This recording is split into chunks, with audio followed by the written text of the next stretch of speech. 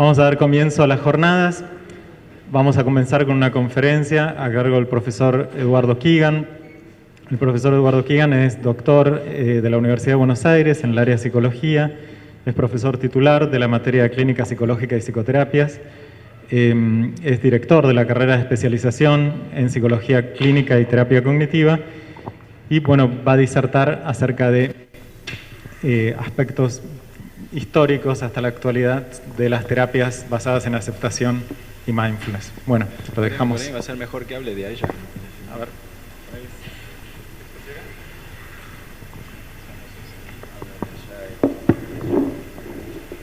Si ustedes se sientan ahí. Bueno, buenas tardes a todos. Les agradecemos la presencia. Hay que tener un poco de paciencia con el ruido a medida que avance la jornada porque se incrementa el tránsito.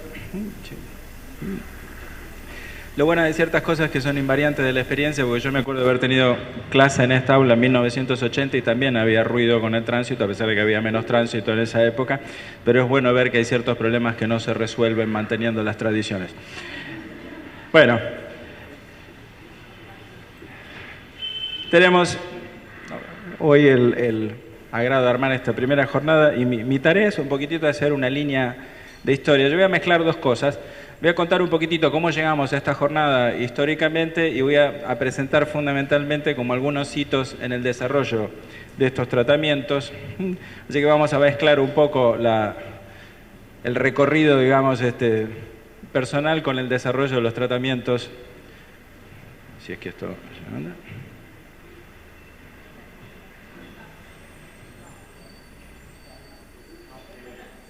A ver.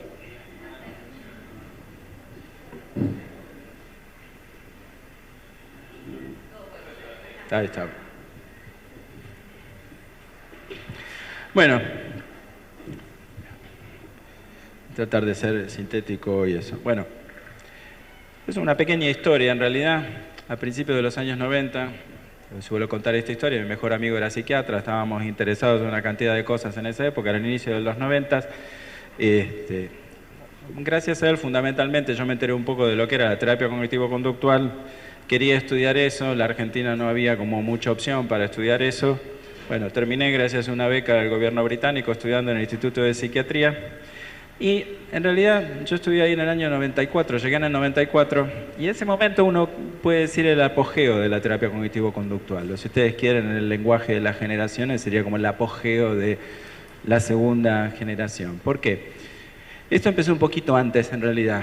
En general uno podría decir que el apogeo empezó en mediados de los 80s y siguió, digamos, hasta ese periodo más o menos. Porque había habido un marcado desarrollo de intervenciones que, si bien venían de los 70s, ya con el campo de depresión y todo eso, en los años 80 empezaron a extenderse a muchas otras patologías y claramente empezó a vislumbrarse al paradigma cognitivo-conductual como algo que podía abarcar toda la psicopatología y no simplemente el área, sobre todo de los trastornos emocionales, ¿sí?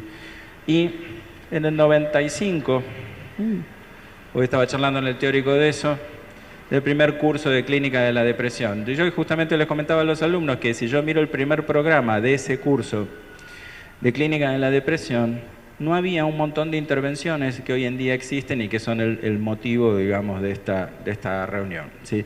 El aspecto interesante es ese: no existía la terapia metacognitiva, no existía la terapia, la moderna versión de la terapia de activación conductual, recién estaba empezando a arrancar, digamos, la investigación, no existía la terapia digamos, focalizada en la compasión.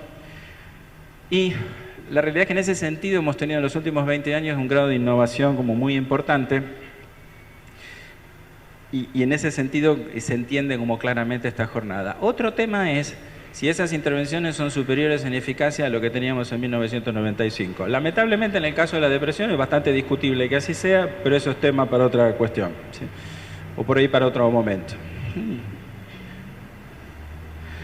Bueno, pero yendo a la historia de lo que pasaba, digamos, en ese momento. John Tisdale era profesor en Cambridge y Marshall Linehan estaba haciendo su año sabático en Cambridge Y hay un punto de encuentro interesante. Tisdale, tradicionalmente bastante crítico con los modelos cognitivos beckianos, y Linehan, que en realidad tenía un interés en personas con conducta suicida y parasuicida y una marcada formación conductual, ¿sí? Pero confluyeron justamente en este periodo. Es una época importante porque es más o menos el año en el cual se hace, es cercano, digamos, al Congreso de Terapia Cognitiva de Oxford, en el cual hubo una cantidad de desarrollos que después por ahí Guido Corman les va a mencionar. Y en realidad lo que vemos ahí fundamentalmente es la entrada de la mindfulness en la psicoterapia, ¿sí? La mindfulness, como ustedes saben, es una práctica que tiene una tradición muy extendida en el tiempo, pero fundamentalmente lo que entra es la idea de la aplicación de la mindfulness en el contexto occidental que se estaba planteando como una cuestión de reducción de estrés y que estaba vinculado con la salud, con el campo más específico de la salud mental, ¿sí? Fíjense que es interesante que en el 93, digamos, aunque la investigación de Linehan, los estudios de eficacia sobre todo eso son un poquitito anteriores, en el 93 aparece el libro llamado Terapia Cognitivo-Conductual de Trastorno Límite de la Personalidad. Y Linehan dice concretamente que en la editorial le dijeron que lo llamara Terapia Cognitivo-Conductual para que el libro se vendiese y no terapia dialéctico-conductual, digamos eso. Esto es un punto interesante, ¿sí? Porque una de las cosas que uno puede debatir, más de una mirada histórica, en qué medida esto es un campo que es autónomo, es un campo que es parte de una concepción más general o de la terapia cognitivo-conductual como un nombre genérico de una familia de psicoterapias, ¿sí? Pero que claramente al inicio aparece referido como eso. O cuando Stephen Hayes dice en 1999, bueno, es una terapia cognitivo-conductual, la ACT, ¿qué otra cosa podría ser? ¿Sí? Y 10 años después la posición parece como completamente distinta. Pero lo particular que siempre se enfatiza de este tratamiento, y después Guillermo seguramente hablará más de esto, es la cuestión de la dialéctica entre cambio y aceptación en psicoterapia, y un cambio en la agenda de las terapias cognitivo-conductuales que tenía un énfasis muy grande en el cambio y un equilibrio, digamos, en las dos perspectivas, tanto el cambio como la aceptación, y sobre todo, porque esto dicho así parece medio una pavada, pero la idea de que en realidad una estrategia basada en la aceptación puede ser mucho más eficaz que una estrategia basada en el cambio, que de hecho puede generar problemas. Una idea que es, en psicoterapia es como difícil de aprender muchas veces, porque en general los terapeutas concebimos nuestro trabajo como la propensión al cambio, y justamente pensar en la aceptación como la forma más adecuada de promover un cambio que no generase consecuencias aún mucho peores. Una cosa característica en el manejo de los pacientes con trastorno límite es que muchas veces intentar el cambio en un contexto muy prematuro o cuando eso no es lo adecuado termina empeorando la situación en vez de mejorarla. Y sobre todo lo que aparece con el libro de Linehan o con el tratamiento de Linehan es la aparición de las habilidades de mindfulness como uno de los componentes en que el paciente tiene que aprender para mejorar su funcionalidad o para resolver parte de sus cuestiones. O sea, la mindfulness, que es una cosa que existía en forma independiente, se convierte en una de las herramientas, del montón de herramientas que tiene la terapia dialéctico-conductual, justamente como parte de los recursos. Y eso es un cambio de tradición, inclusive respecto a lo que es la mindfulness, porque la mindfulness en general es como una práctica que no está originariamente pensada en el sentido de tener una aplicación. Y una de las cosas que uno puede debatir es si la mindfulness, cuando se lo utiliza en el contexto de la psicoterapia y tiene claramente un fin terapéutico, sigue siendo lo mismo que cuando es una cuestión meramente experiencial por el hecho de hacerla como una experiencia y no por un resultado.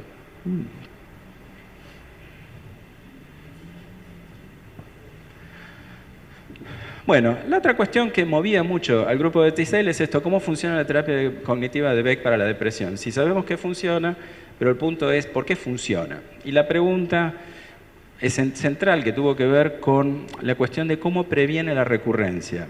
¿Por qué?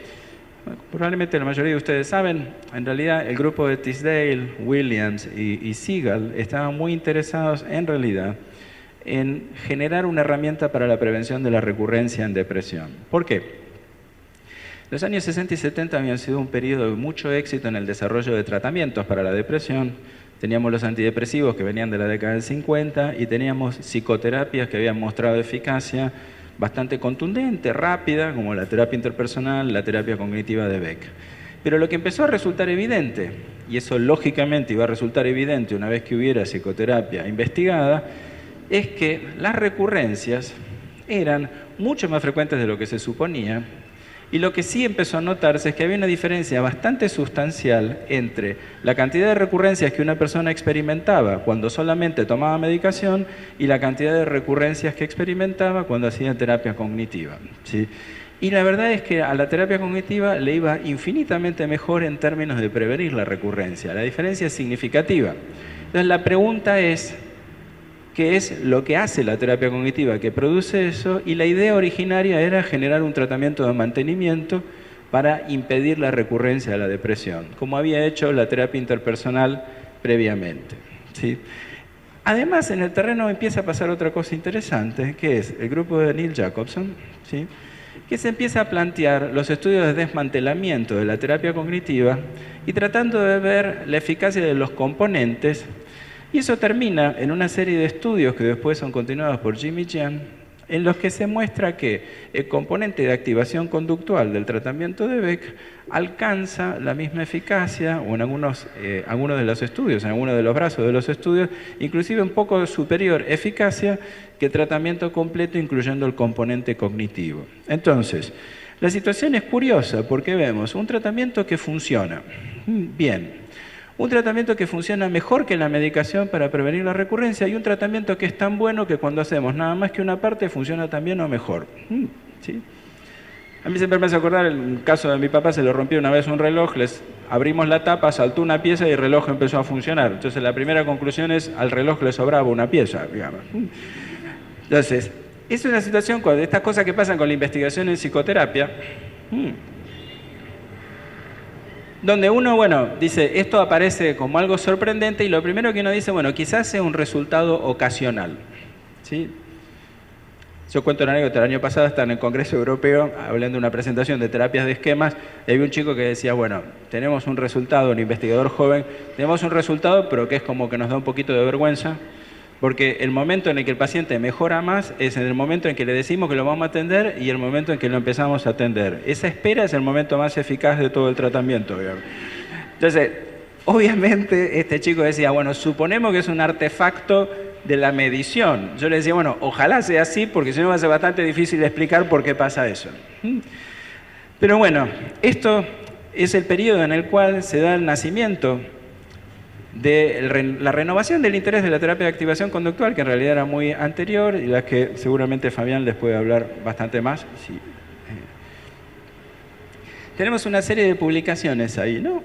Finalmente sale el libro Mindfulness-Based Cognitive Therapy, la MBCT, A New Approach to Preventing Relapse, el enfoque para la prevención de la recurrencia, de la recaída.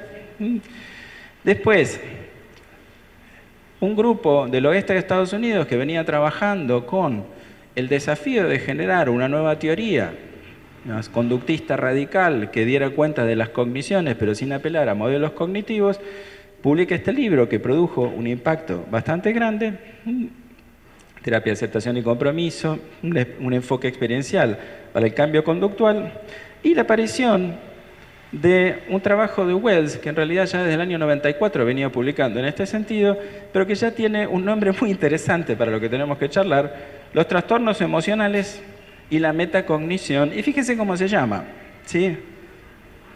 Una terapia cognitiva innovadora, a pesar de que supuestamente este es un tratamiento distinto. Entonces, acá, que al mismo tiempo, lo que era un grupo de cursos, se terminó cristalizando en el programa de actualización de terapia cognitiva.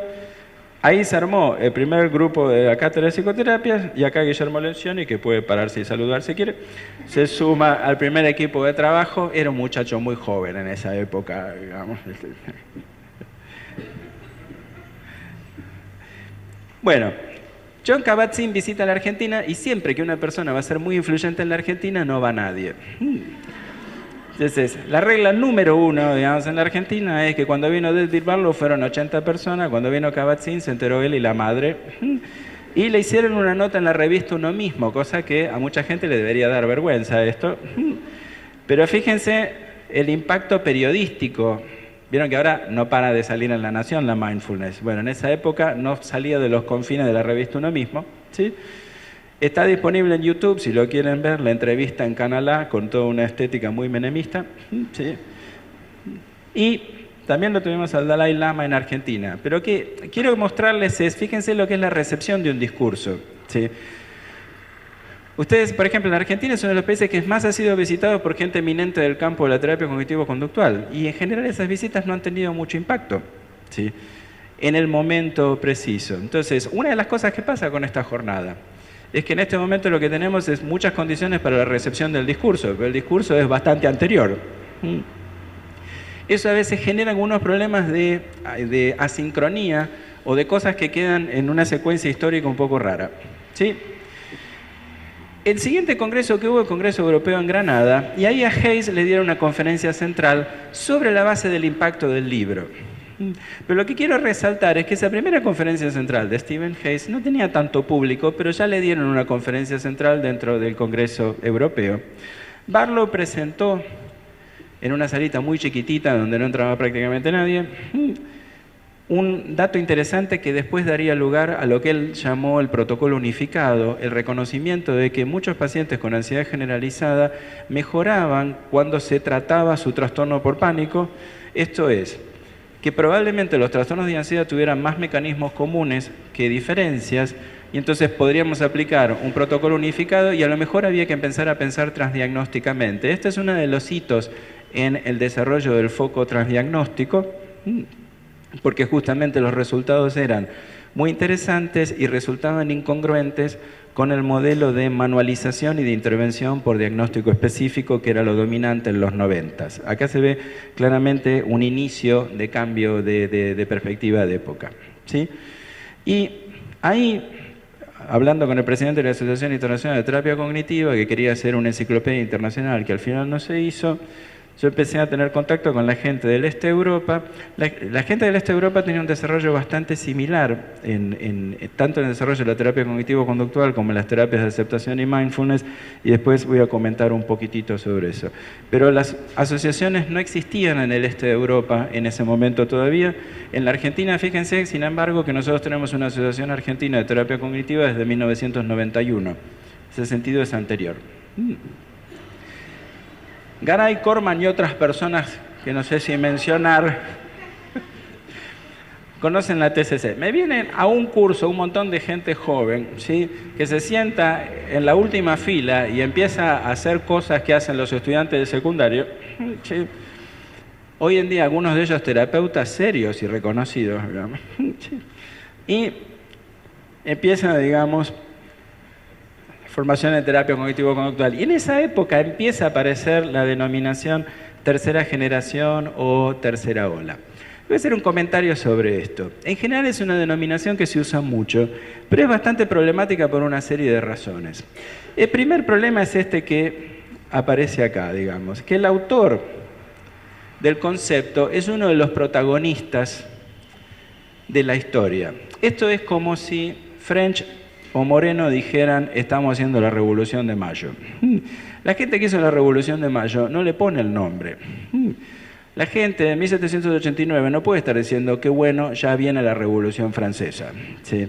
Eso en historia se llama historia legitimante, porque cuando los protagonistas de la historia intentan hacer historia, casi siempre construyen la misma historia. Hay un pasado que conduce inequívocamente hacia ello, ¿sí? Y en ese sentido, esta es una periodización que va a haber que dejarle a los historiadores, porque no hay tiempo todavía suficiente para saber si eso es una periodización adecuada. Es cierto que hay un conjunto de terapias que tienen algún aire de familia, pero de ahí hablar de una tercera generación es poco un problema. Creo que Cristian Garay después va a hablar un poco más de eso. Yo simplemente lo menciono como un problema historiográfico, ¿sí?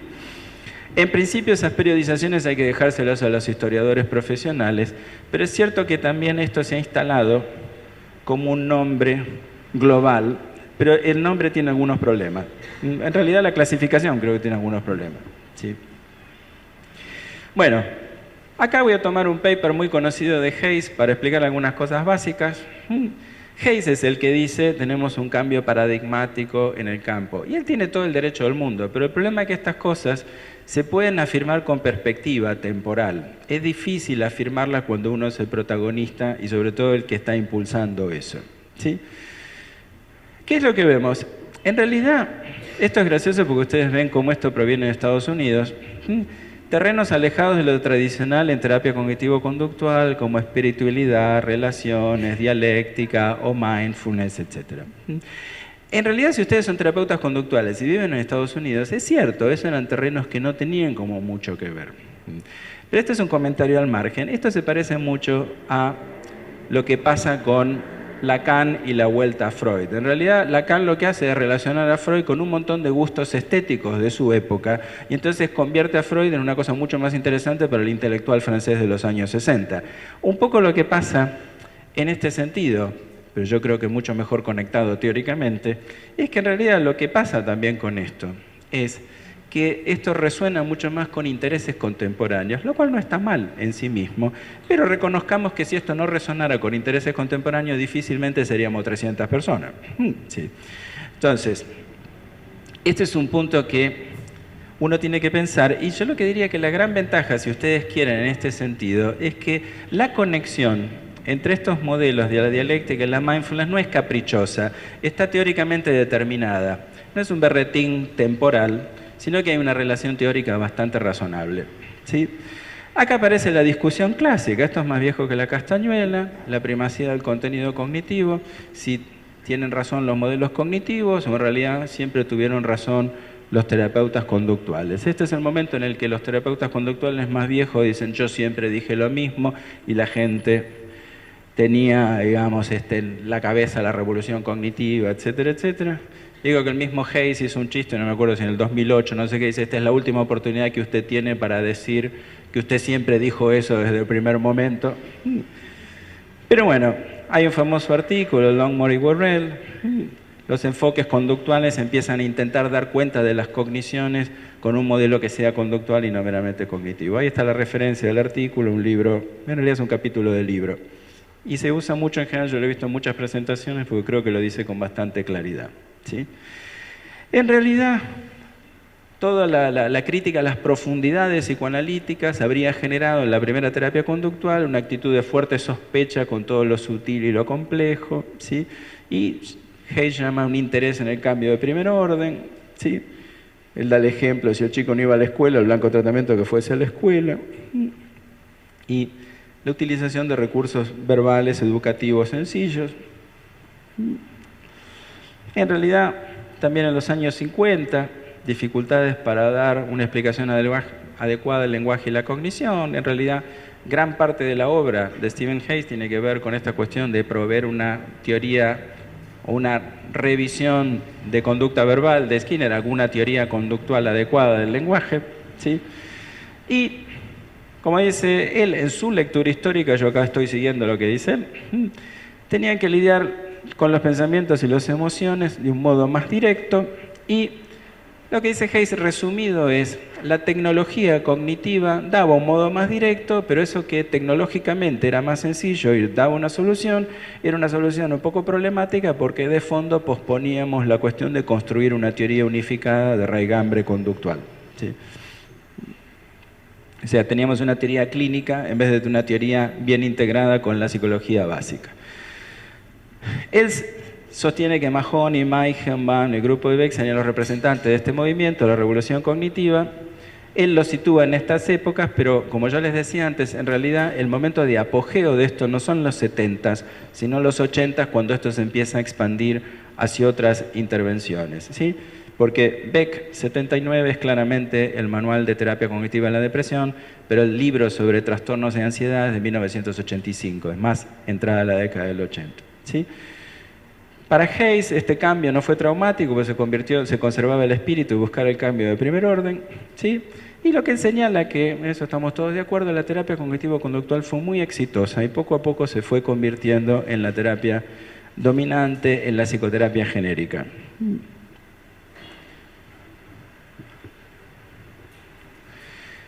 Él sugiere que hay algunas anomalías empíricas y esto es la argumentación de Hayes, muy brevemente contada, porque supongo que después les van a dedicar más tiempo.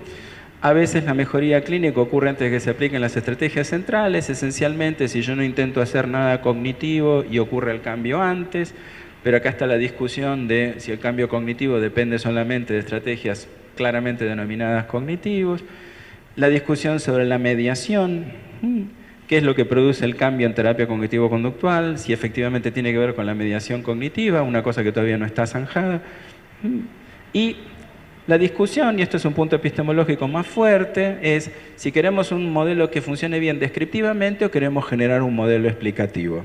Eso no nos vamos a meter, pero es una objeción de las más importantes. Bueno, la otra discusión es el modelo de desarrollo de tratamientos, dando señales de agotamiento. Esto es una cosa que planteaba Usht, esto sigue siendo controvertido, ¿sí?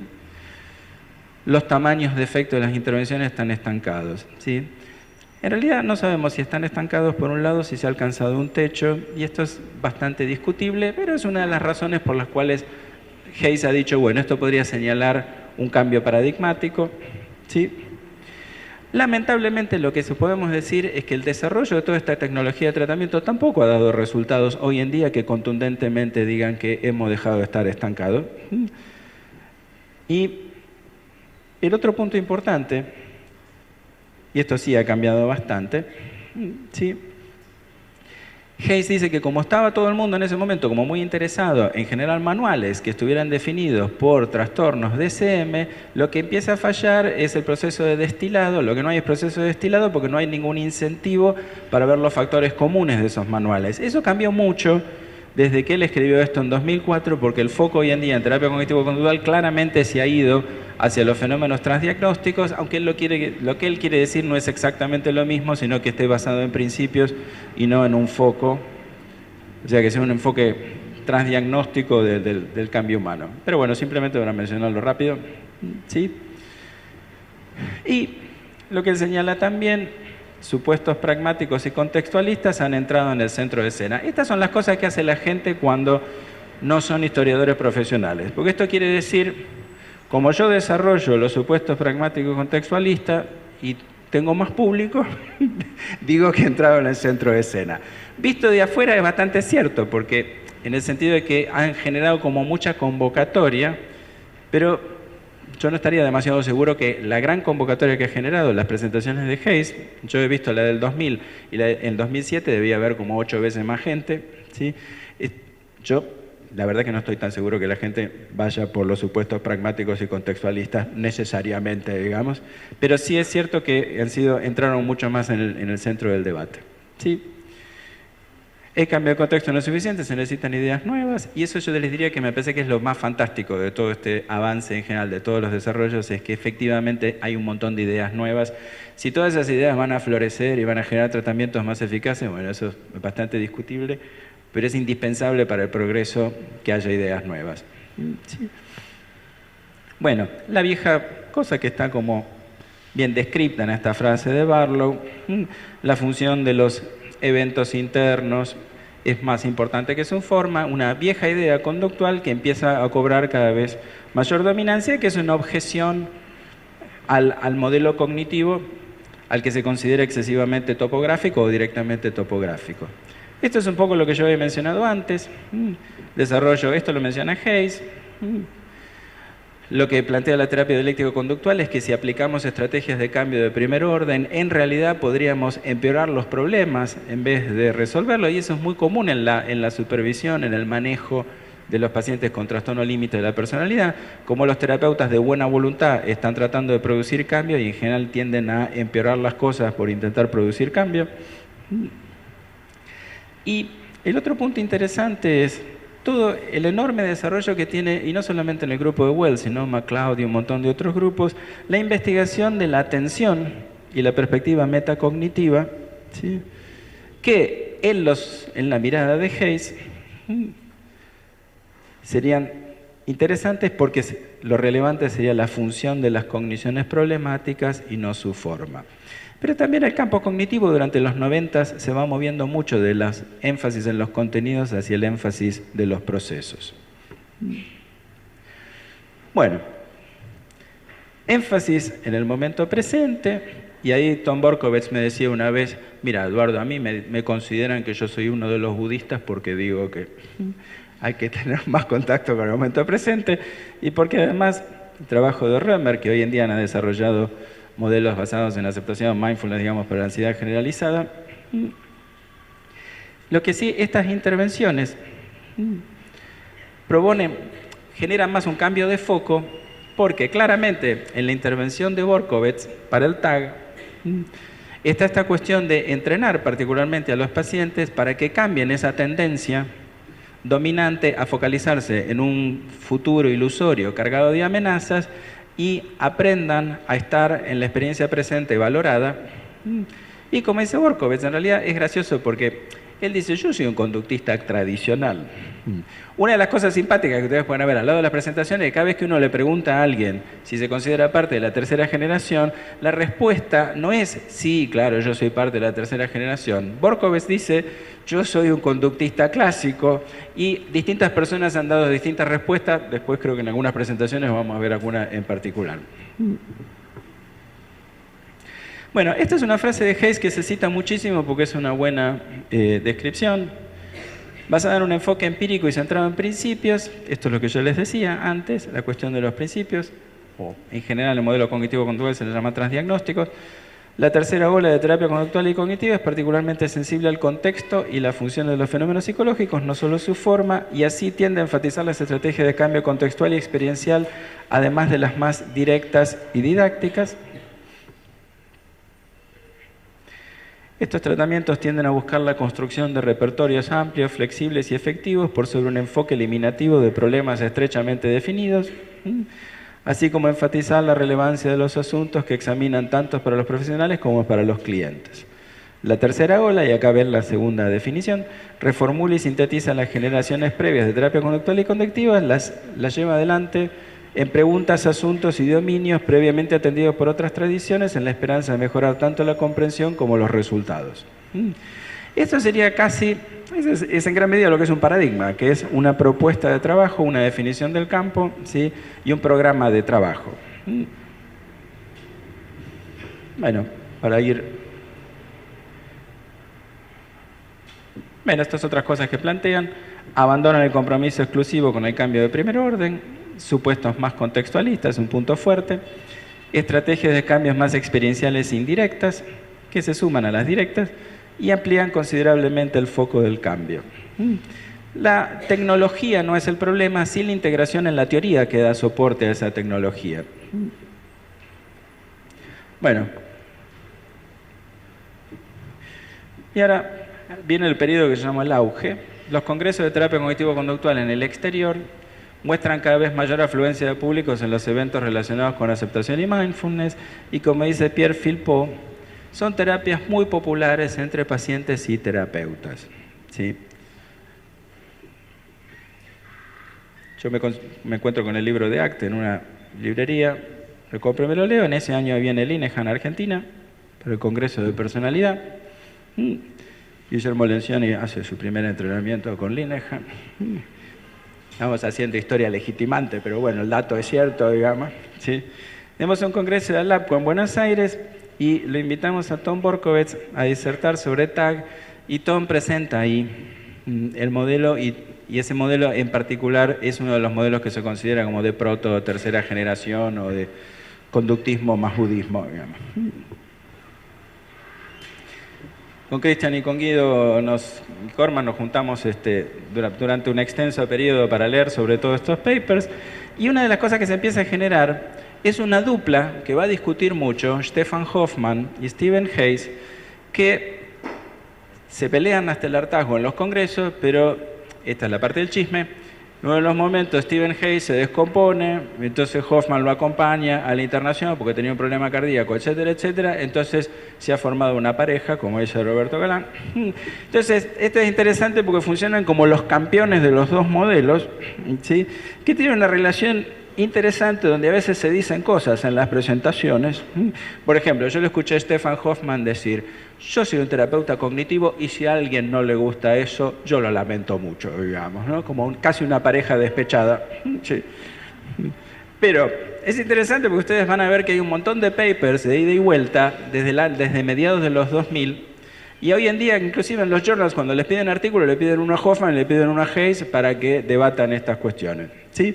Ahí en Barcelona, en el 2007, Hoffman hace una encuesta sobre la cuestión de la tercera generación y le va preguntando a los distintos autores si se sienten parte de la tercera generación. ¿Sí?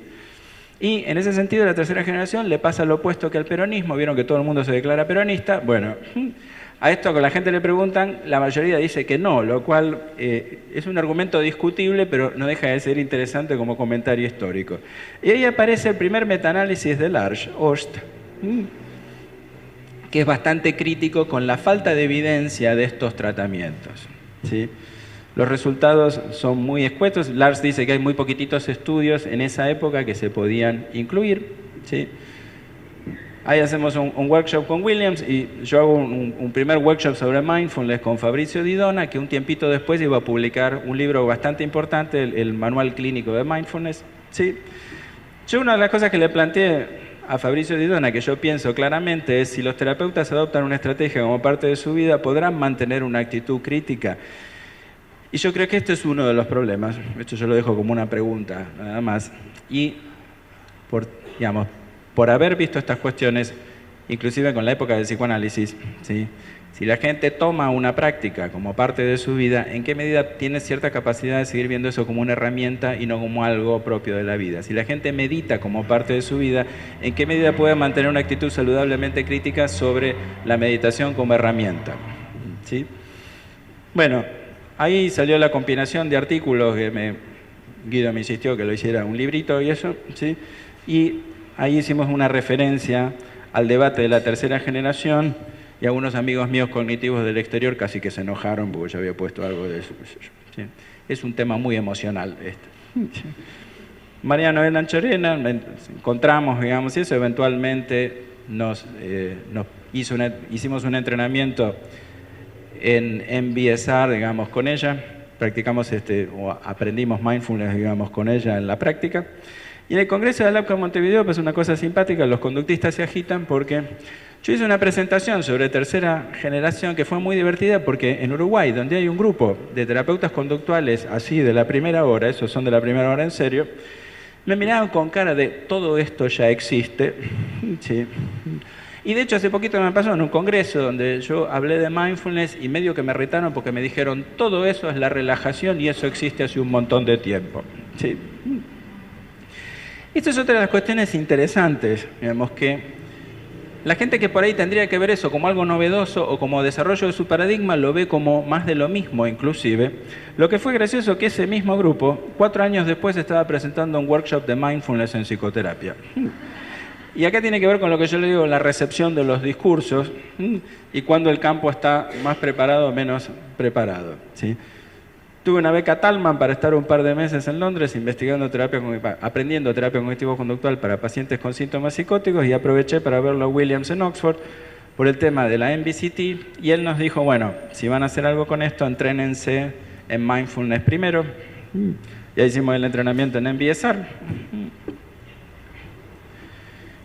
Acá, donde colaboramos para que se hiciera la edición castellana del Manual Clínico de Mindfulness, después de trabajar 4 meses, la editorial amablemente no puso nuestros nombres en la edición.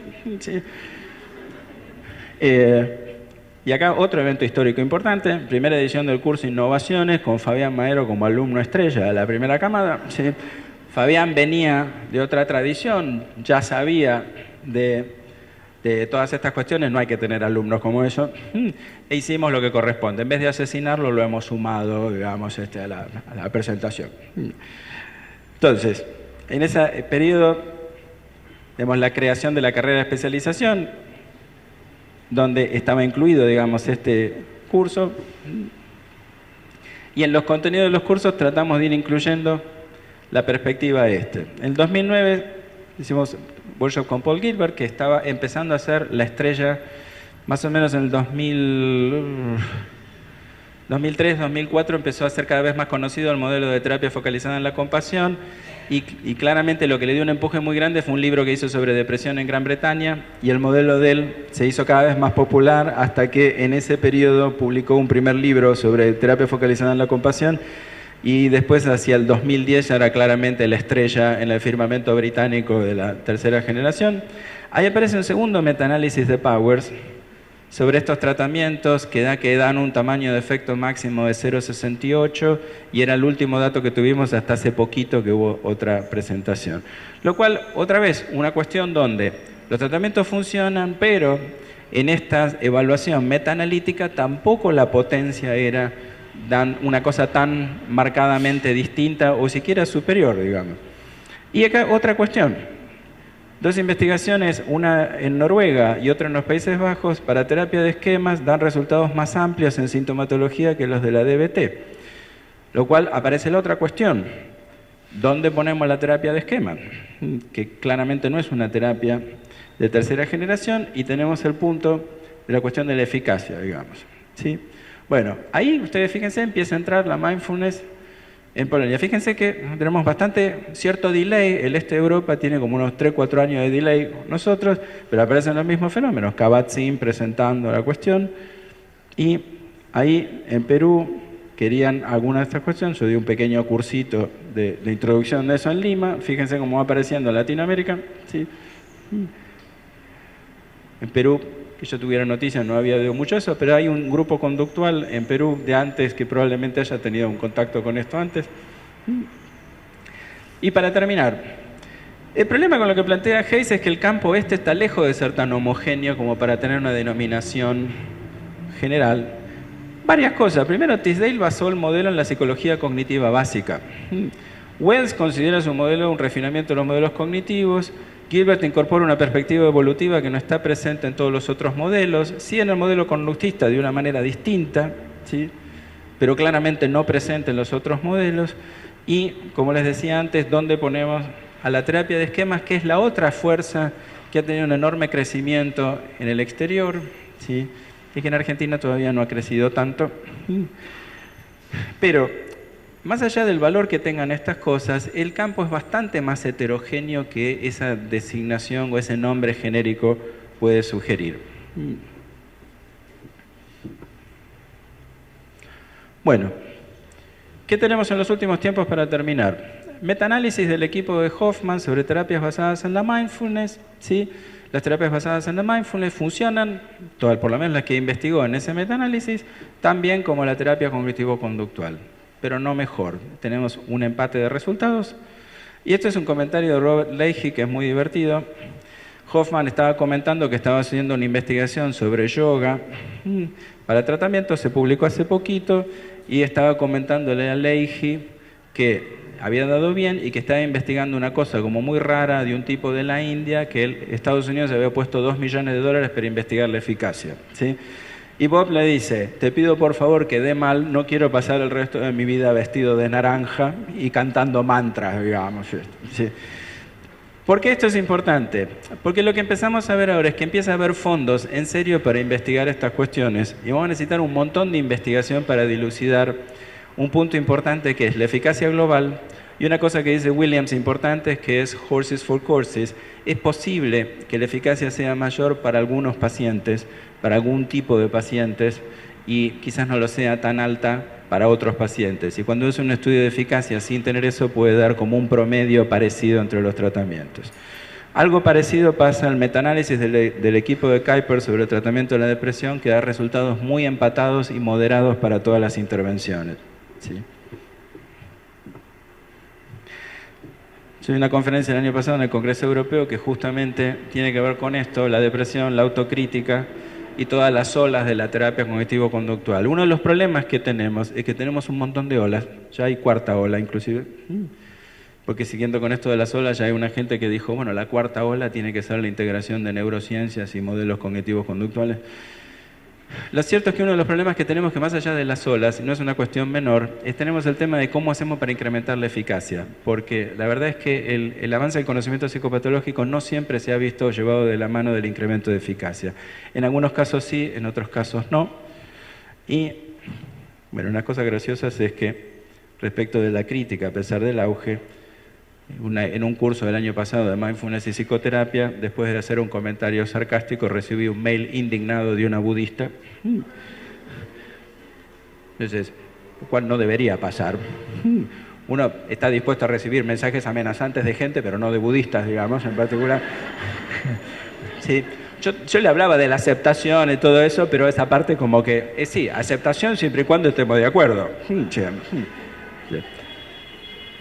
Entonces, me parece, sí, un punto importante, hacemos la jornada y esto. Este campo es apasionante, pero es importante también tener una actitud crítica, porque en la historia de la psicoterapia tenemos un montón de ejemplos de idealización de intervenciones.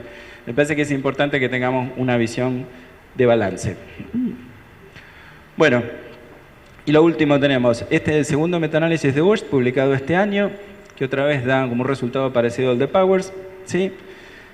Los principios y los modelos genéricos, todos unidos triunfaremos sobre el DSM, esta idea de que tal vez tengamos una alternativa al sistema, y bueno, la jornada de hoy, 300 personas y muchos quejándose de no tener lugar, ¿sí? Piensa que estamos en la Argentina y estamos en la universidad que se supone que es el monumento al lacanismo y tenemos 300 personas hablando de esto. Es decir, ahí tenemos claramente un cambio cultural, de difusión, es importante y bueno, yo creo que esto es bueno en sí mismo. Yo lo único que les puedo decir personalmente, y por ahí porque me estoy poniendo viejo, es que tengamos el auge, pero conservemos una actitud crítica respecto de esto, no perdamos el foco en la evidencia empírica. Bueno. Muchas gracias.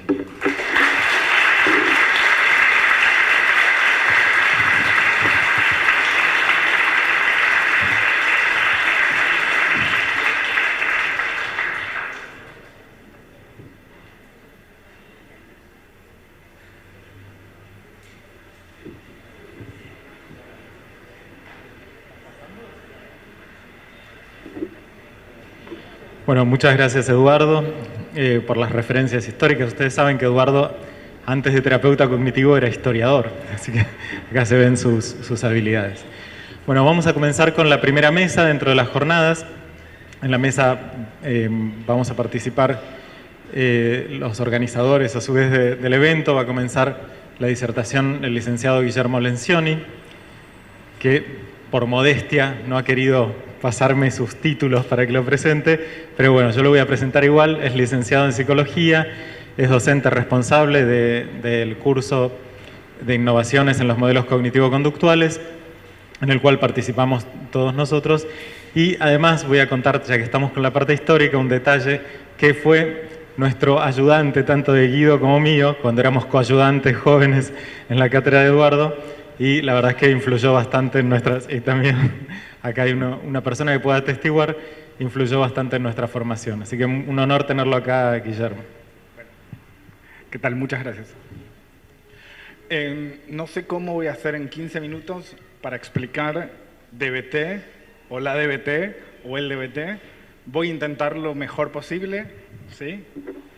Y por lo general lo que me pasa siempre es que hago una presentación que no respeto. Así que si en algún momento dejo de leerla, es simplemente para que entre todo lo que tengo que decir en 15 minutos.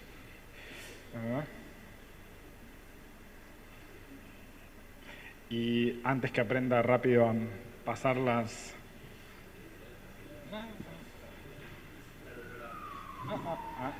esto, así. Perdón.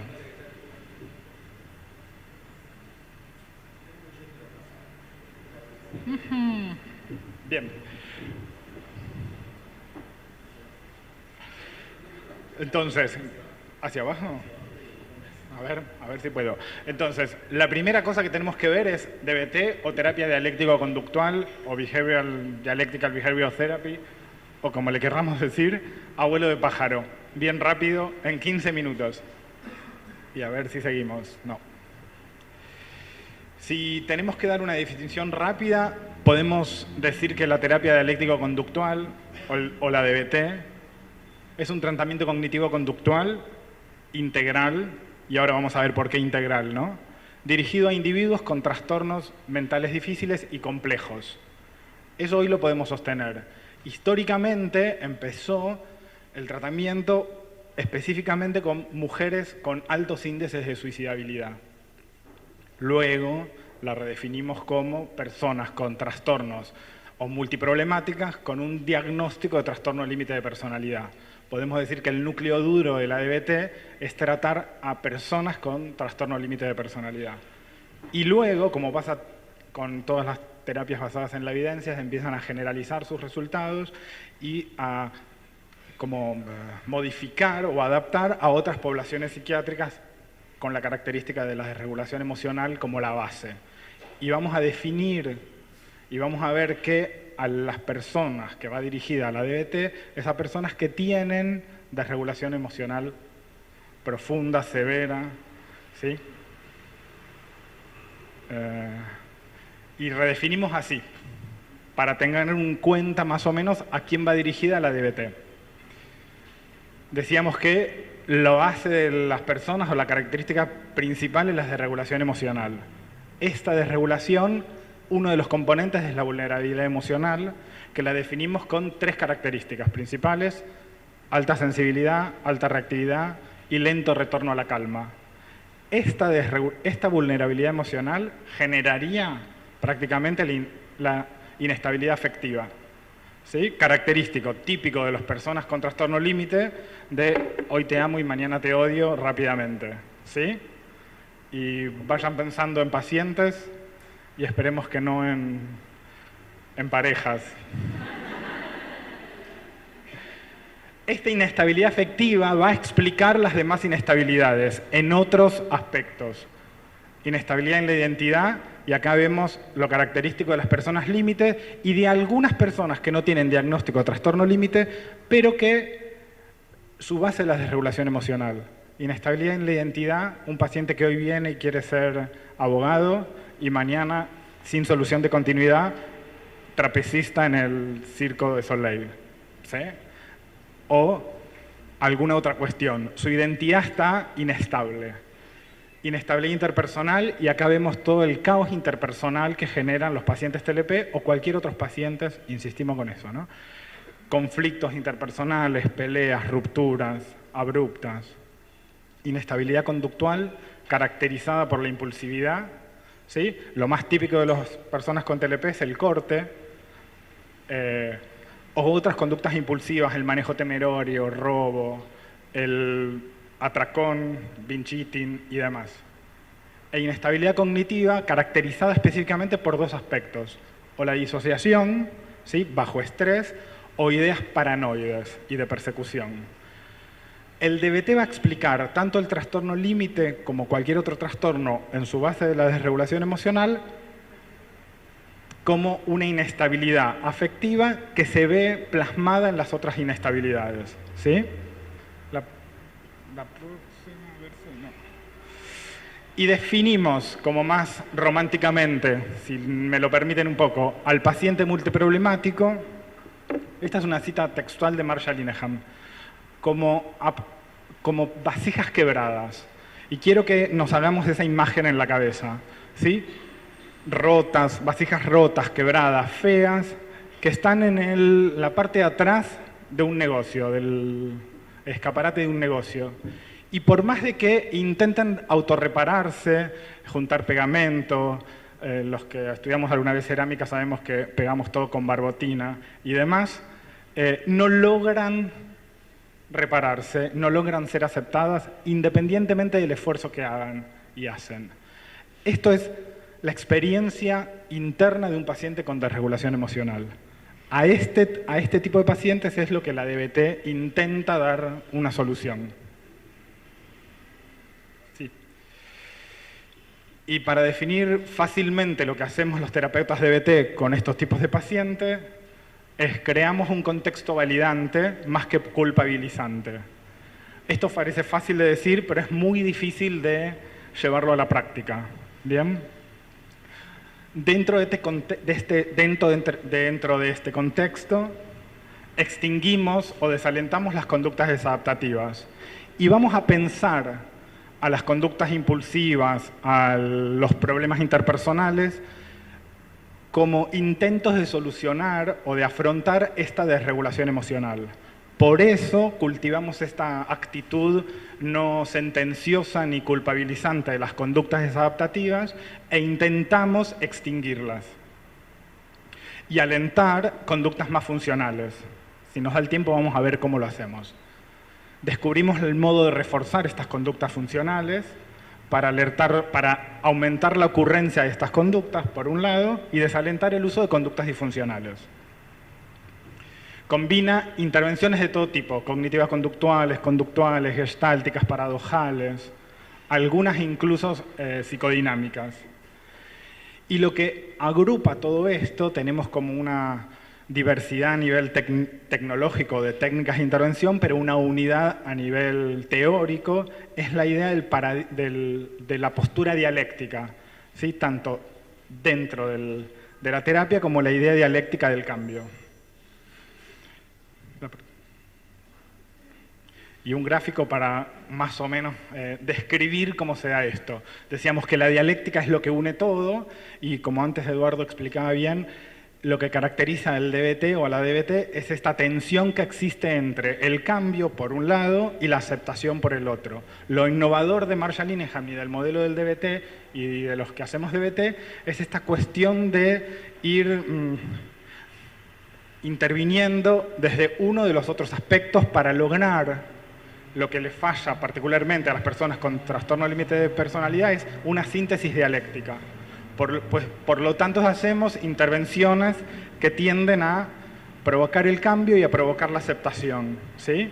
De diferentes modos, desde el estilo, un estilo irreverente o más bien cálido, haciendo más resolución de problemas, y esto es más del lado del cambio, o utilizando tecnologías más de la aceptación, validación, mindfulness por el otro. También combinamos técnicas de intervención individual con intervenciones ambientales o familiares, y después se hacen otras cosas que tienen que ver con el trabajo, con el terapeuta que trabaja con pacientes con trastorno límite de personalidad. Tenemos algunos presupuestos teóricos para definir más o menos cómo es la terapia o para entender la terapia dialéctico-conductual.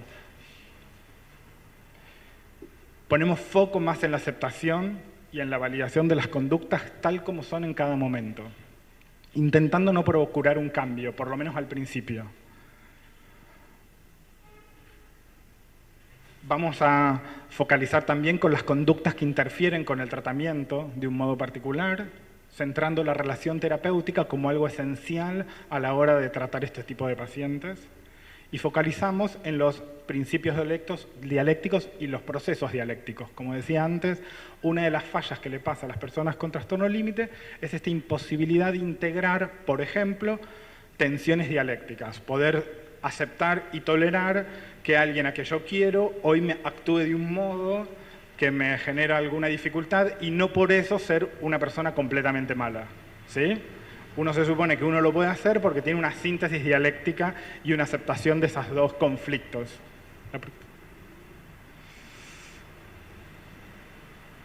El fin del tratamiento es que estas emociones no condicionen las conductas, ¿sí? Que uno pueda experimentar las emociones sin que esto se vea plasmado en una conducta disfuncional, para evitar estos desbordes emocionales típicos de las personas con TLP. Se trabaja la aceptación, insistimos con este concepto una y otra vez, de la forma de ser y de la historia de vida. Y hacemos hincapié en la historia de vida porque particularmente las personas con TLP o con trastorno límite de personalidad tienen en su historia muchas situaciones de abuso en el sentido general, tanto abuso sexual, particularmente por sus familiares de primer orden, como abuso físico, emocional, abandono, negligencia. Casi el 75% de las personas con TLP escuchamos estas historias infantiles, entonces trabajar la aceptación de la propia historia es una manera también de afrontar estas situaciones terribles y de cambiar frente a estos hechos históricos. Y estos presupuestos también, tenemos ciertos presupuestos que nos distinguen de otros modelos psicoterapéuticos, lo que suponemos nosotros de lo que a estos pacientes les pasa o tienen. Pensamos que las pacientes o los pacientes hacen lo mejor que pueden y cultivamos una postura no patológica, no patologizante, no sentenciosa. Pensar que la conducta de un paciente disfunciona, una conducta disfuncional de un paciente cuando se corta es una manera de manipularme, es una postura juiciosa y psicopatologizante. Lo que nosotros suponemos es que hacen lo mejor que pueden, que desean mejorar, que no tienen un deseo inconsciente de no cambiar, ¿sí? Que si no cambian es por otra cuestión. Los pacientes deben aprender nuevos comportamientos y extenderlos a todos los contextos posibles. Los pacientes no pueden fallar en el DBT y a lo sumo los que falla es el DBT o el terapeuta, pero el paciente no. Y si bien los pacientes no necesariamente causan todos los problemas que tienen, son los propios pacientes los que tienen que aprender a resolver los problemas. Sabemos que nuestros pacientes necesitan hacerlo mejor, intentarlo más intensamente y estar más motivados para el cambio. Y uno de los problemas centrales de trabajar con personas con desregulación emocional es la motivación para sostener los cambios en el tiempo, el tratamiento y la terapia. Y otra de las cosas que nunca tenemos que olvidarnos es que los pacientes, tal como viven la vida que viven, es insoportable. Cada vez más se entiende al DBT como una terapia que hace que la vida valga la pena ser vivida. Tengo 5 minutos, la próxima, y les cuento otra cosa. Lo que podemos hacer como terapeuta es ayudar a los pacientes a cambiar de tal manera que les lleve tan cerca como sea posible de sus metas, para que esa vida valga la pena ser vivida. Tenemos que ser claros, empáticos, precisos a la hora de conducir el tratamiento. La relación entre paciente y terapeuta es una relación entre pares. Si los principios del aprendizaje modulan las conductas del paciente, los mismos principios modulan la conducta del terapeuta. Si el paciente puede tener conductas que atentan contra la terapia, los terapeutas también atentamos contra la terapia de nuestros pacientes.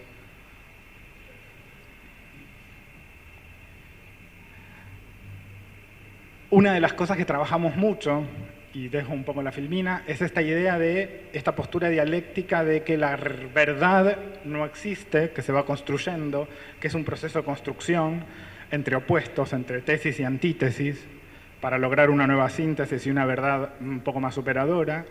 Y entonces el espíritu del terapeuta DBT es encontrar el grado de verdad en todas las conductas de nuestros pacientes, en todas, incluso en las más disfuncionales. ¿Sí? Y en esa instancia va rigiendo, y esa postura va a ir rigiendo toda la relación terapéutica. Por eso es una relación entre pares. Los terapeutas pueden fallar, y por eso uno de los componentes importantes del DBT va a ser la supervisión y el trabajo de los terapeutas. El DBT puede fallar aun cuando el terapeuta no falle. Y esto que lo queremos decir es que quizás no tengamos toda la tecnología necesaria para ayudar y dar cuenta de los problemas que tienen estos pacientes. Y los terapeutas que trabajamos con pacientes con desregulación emocional, particularmente con TLP, necesitamos apoyo. Salto un poco porque me queda poco tiempo.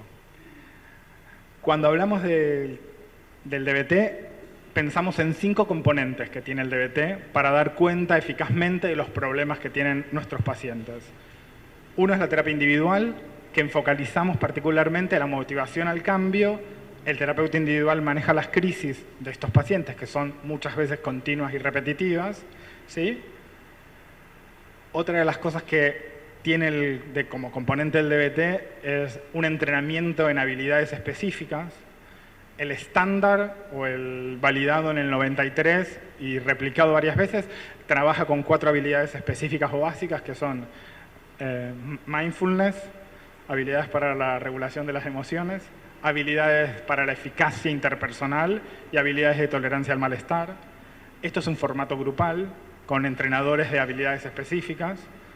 Un componente central también del DBT es el coaching o el entrenamiento telefónico. ¿Sí? Los pacientes con trastorno límite no solo se les permite llamar a los terapeutas, sino que los terapeutas alentamos a nuestros pacientes a que nos llamen, por teléfono. No hacer sesiones telefónicas, sino el objetivo principal del entrenamiento telefónico, del coaching telefónico, es provocar la generalización de habilidades. Los pacientes aprenden habilidades de regulación emocional en un contexto calmo y determinado, pero lo tienen que aprender a generalizar en contextos un poco más movidos. Entonces el teléfono o el coaching telefónico sirve para eso. El otro componente del DBT, el cuarto, serían las intervenciones contextuales, ¿sí? Que tienen más que ver con el entrenamiento a familiares y allegados, ¿sí? Y que es fundamental el grupo de supervisión y de contención al terapeuta. El objetivo de este grupo es dos cosas: mantener motivado al terapeuta que trabaja con personas con trastorno límite de la personalidad para que siga trabajando con estos pacientes, por un lado, y por el otro lado, disminuir las conductas iatrogénicas que tenemos los terapeutas con estos pacientes. Existen varias investigaciones donde muestran que los terapeutas que trabajamos con personas con trastorno límite somos los que más abusamos de los pacientes, maltratamos a los pacientes o tenemos conductas iatrogénicas. Una de las maneras de disminuir esto es haciendo esta supervisión y sostén del terapeuta en formato grupal. A ver, en 15 minutos puedo explicar esto del DBT, ¿sí? No mucho más. Espero que haya sido como útil y específico.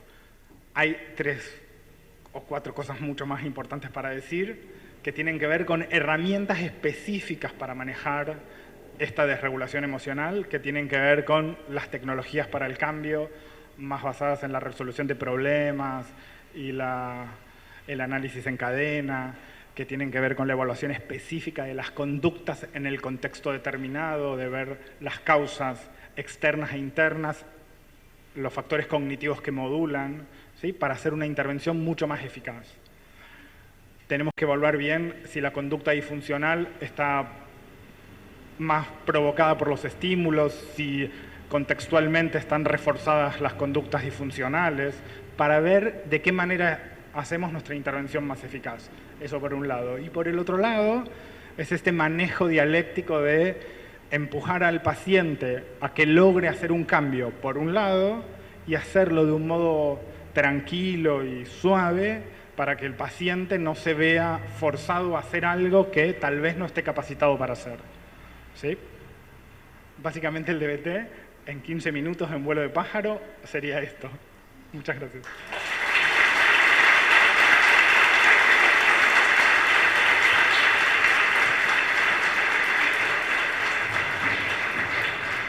Bueno, muchas gracias, Guillermo. La verdad que es un gran esfuerzo de síntesis el que has realizado. Después retomaremos en la segunda mesa algunos aspectos respecto de la terapia dialéctico-conductual. Vamos a pasar ahora a la presentación del licenciado Fabián Maero. El licenciado Fabián Maero es licenciado en Psicología, es también docente responsable del curso Innovaciones en los Modelos Cognitivo-Conductuales que coordinamos con Guido Corman, y también muy modesto, no ha querido darme más títulos, así que esas son las dos cosas con las cuales los presento, pero como ha dicho Eduardo, un gran alumno de la primera tanda, de la primera camada del curso. Buenas tardes, ¿cómo va? ¿Se escucha, no? Ok, genial. A mí me dieron 20 minutos, no 15, me quieren más, claramente. Y también pasa otra cosa, que es, funciona.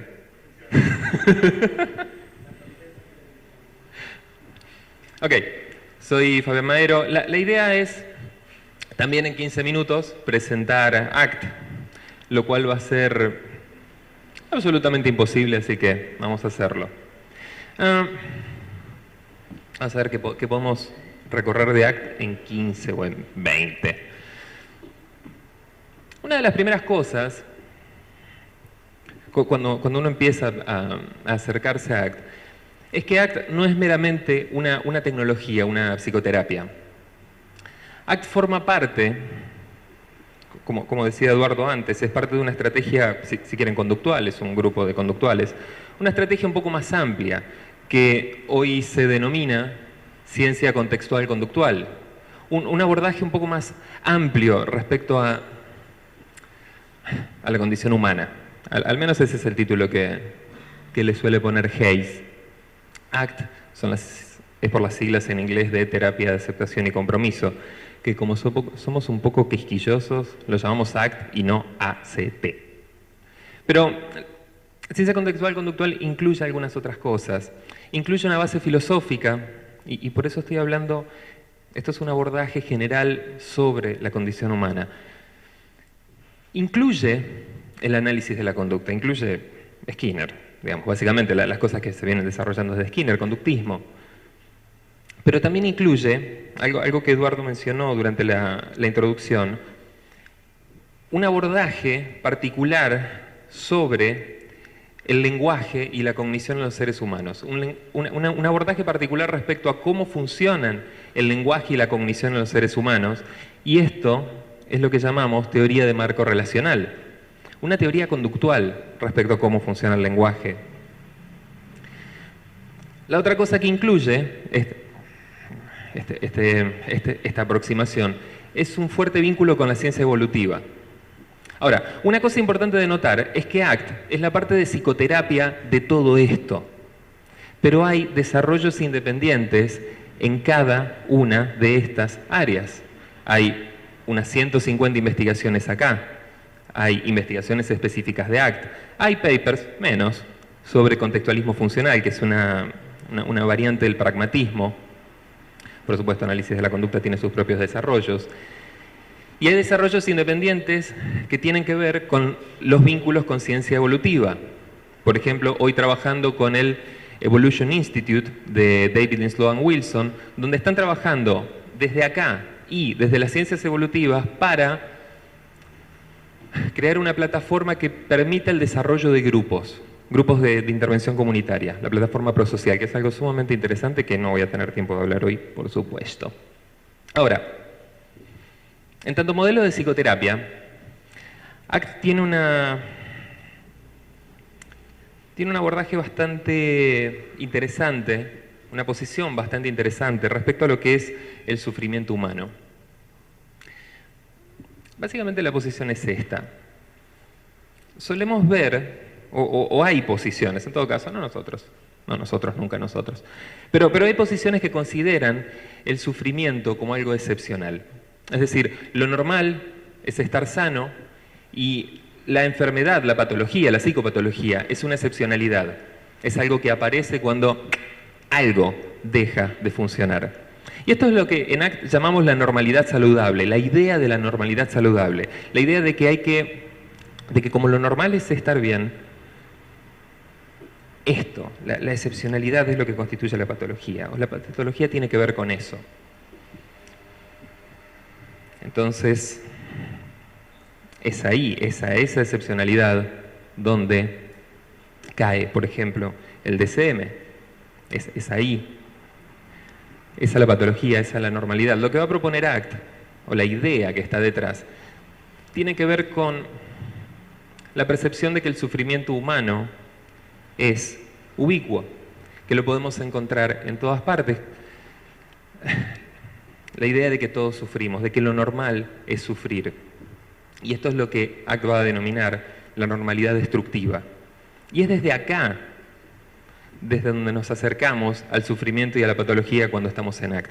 Desde la idea que hay ciertos procesos psicológicos normales, no excepcionales, ciertos procesos psicológicos normales que pueden generar resultados, si quieren, disfuncionales, destructivos, o pueden aumentar el sufrimiento, por decirlo de alguna otra manera. ¿Me siguen hasta acá? ¿Sí? Están todos dormidos, ¿no? No, sí, están todos dormidos. Ok. Es justamente por esto que una característica que comparte ACT con casi todos los modelos que vamos a ver, ACT va a identificar entonces procesos comunes a varias patologías.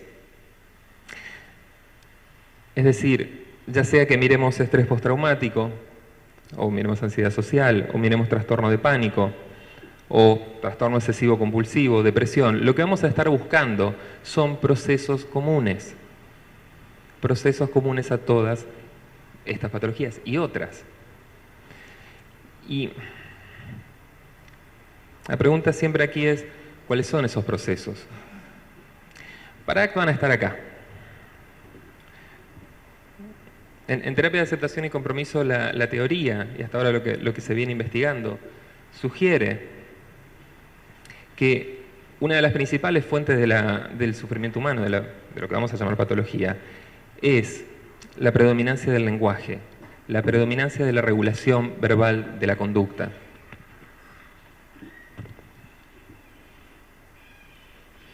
Ahora, esto no es nuevo.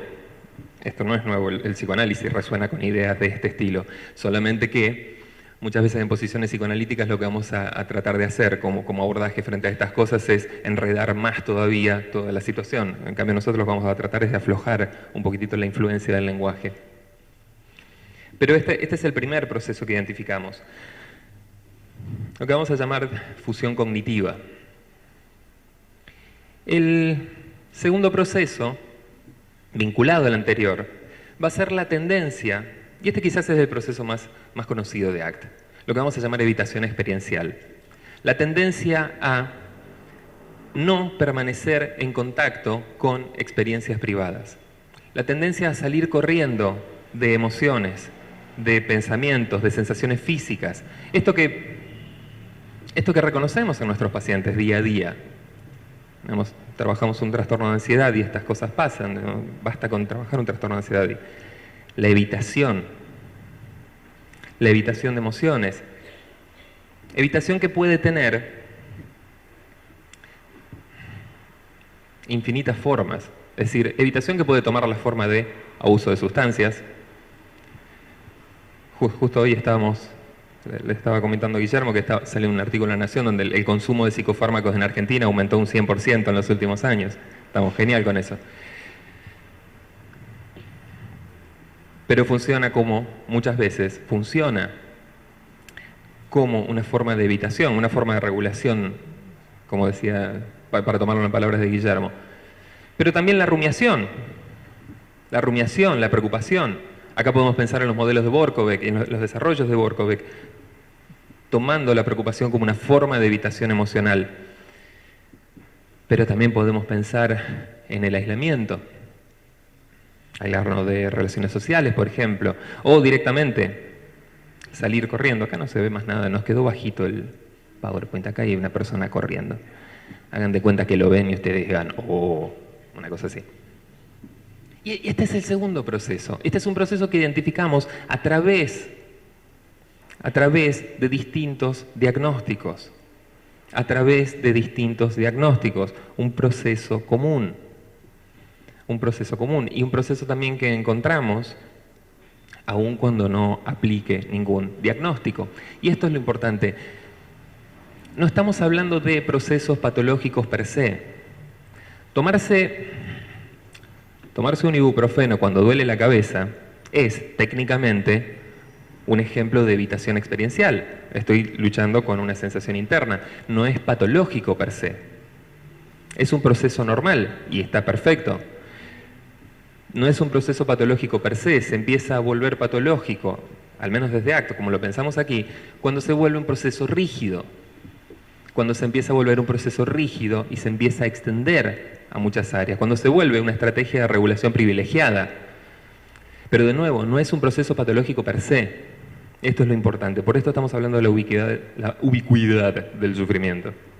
Ahora, es desde acá que... A ver ahora. Estoy bien. Que la estrategia de abordaje de ACT, o el modelo de salud, va a tener que ver con flexibilidad. Flexibilidad, la amplitud de repertorios de conducta. Y esto es lo que vamos a tratar de generar. Lo que vamos a tratar de combatir, o lo que vamos a tratar de contrarrestar en terapia, es la rigidez psicológica. Rigidez que se manifiesta con varios procesos. Podemos hablar de falta de contacto con el presente. Podemos hablar, y ACT va a detenerse bastante en esto, de pérdida de contacto con los valores. Podemos hablar de inacción, de impulsividad. Podemos hablar, acá dice, de engancharse con la propia historia personal, o de engancharse con los pensamientos, fusión, o la evitación de emociones y pensamientos. Todo esto son 6 procesos que median, que vehiculizan la rigidez. Procesos sobre los cuales hay investigaciones chiquititas, pequeñas, preliminares, siempre, sobre cada uno, sobre el efecto de cada uno. Y entonces lo que vamos a tratar de hacer en terapia, digamos, si pensamos en esos procesos que yo les decía recién, los vamos a pensar en un continuo, en donde, si quieren, podemos pensar, poner un punto de corte arbitrario de cuánta aceptación, a partir de cuánta aceptación se vuelve patológica o se vuelve saludable, pero va a ser un punto de corte arbitrario. Más bien, lo que vamos a estar pensando es en dimensiones de aceptación, de estar en el momento presente, de valores, de acción, de tomar perspectiva, de desengancharnos de los pensamientos, y vamos a estar midiendo las habilidades de nuestros pacientes en cada una de estas dimensiones.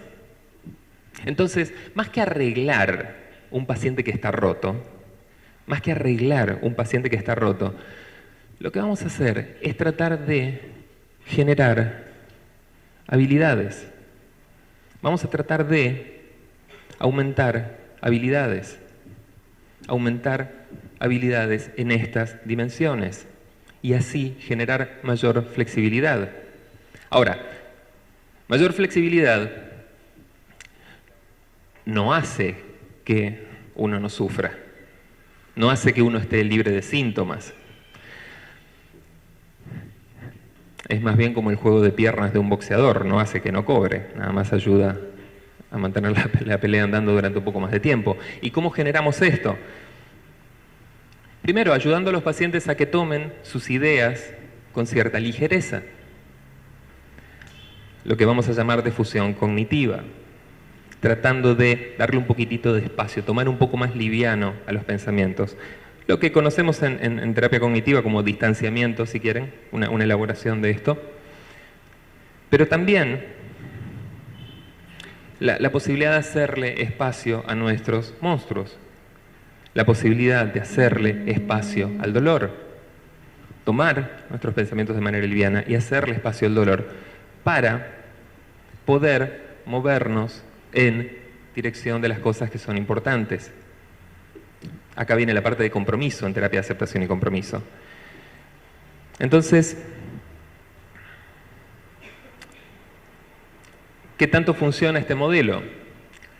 Las evidencias siempre son mezcladas, pero lo que sabemos hasta ahora, si hablamos como de certificaciones más oficiales, si uno va a la división 12 de la APA, que es la que lista los tratamientos con evidencia empírica para determinados trastornos, lo que encontramos cuando buscamos ACT es que ACT tiene un soporte empírico fuerte para dolor crónico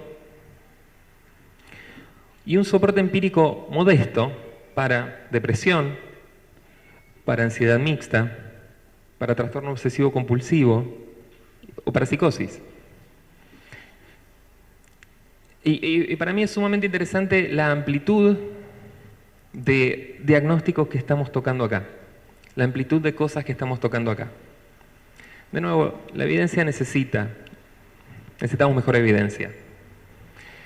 Pero creo que esto es lo que pasa cuando nos enfocamos en procesos transdiagnósticos, cuando salimos un poquitito y empezamos, como decía antes Eduardo, a destilar modos de intervención y formas de llegar a la patología. Y esto es básicamente todo lo que tenía para decir de ACT en 15 minutos, así que gracias.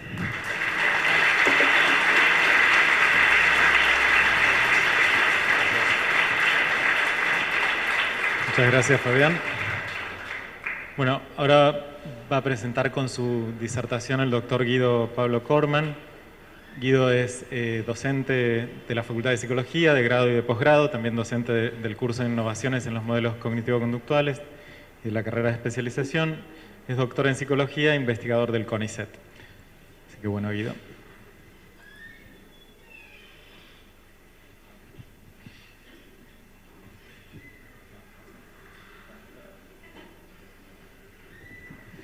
Bueno, empezamos con un poco de aceptación. No están dando el puntero, así que aceptamos la experiencia del puntero que no funciona.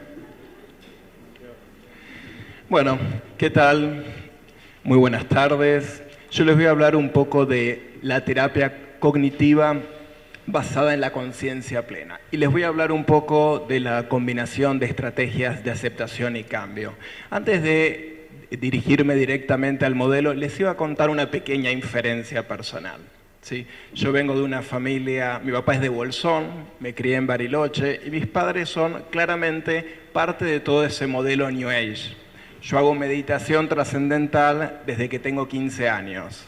Entonces, cuando aparecieron estos modelos que le daban tanta lugar a la meditación, yo pasé de ser acusado de dormir la siesta a estar altamente entrenado en meditación, ¿sí? Es algo que personalmente, como dice Eduardo, tiene mucho que ver con el espíritu de la época y por eso tiene probablemente mucho éxito y difusión entre los profesionales. Ahora, por fuera de esta inferencia personal, les voy a contar sobre el modelo cognitivo de la terapia cognitiva basada en la conciencia plena, ¿sí? ¿Qué es lo que vamos a ver? Vamos a ver, Cristian, va punto por punto. La depresión como una enfermedad recurrente y en el segundo término, la aparición del modelo de la terapia cognitiva basada en la conciencia plena. Que vaya uno a uno. Ahí está. Pásalo todo así queda la filmina, va a ser más fácil. ¿Qué es el primer problema al que va a resolver este modelo de tratamiento? Es el problema de la depresión, ¿sí? Como bien les contó Eduardo, entre el 60 y 70 se empezaron a desarrollar los primeros modelos exitosos para la depresión. Pero ¿qué es lo que empezó a ocurrir una vez que se crearon estos modelos? Se empezó a investigar en el largo plazo. ¿Y qué es lo que empezaron a decir las investigaciones? Empezaron a decir que una persona que tuvo un primer episodio tiene la posibilidad del 60% de tener un segundo. Alguien que tuvo un segundo tiene el 70% de probabilidades de tener un tercero. Y aquella persona que tuvo 3 episodios tiene el 90% de probabilidades. ¿Qué significa esto? Si ustedes, algunos son clínicos, hay una pregunta clásica que hacen los pacientes. ¿Me podría volver a ocurrir esto? ¿Y qué es lo que le diríamos? Señor, váyase absolutamente tranquilo. Apenas tiene el 90% de probabilidades de que le ocurra de nuevo. Perdió el trabajo, lo dejó la pareja, tal vez tuvo un intento de suicidio, pero estése muy tranquilo. Apenas tiene el 90% de probabilidades. Y a eso le tenemos que sumar un montón de otras cosas muy pero muy buenas. Por ejemplo, que muchos episodios no remiten en su totalidad y hay entre un 5 y 10% de pacientes que se instala una depresión crónica. Frente a la idea de la depresión como una enfermedad recurrente, se empezaron a diseñar distintos dispositivos.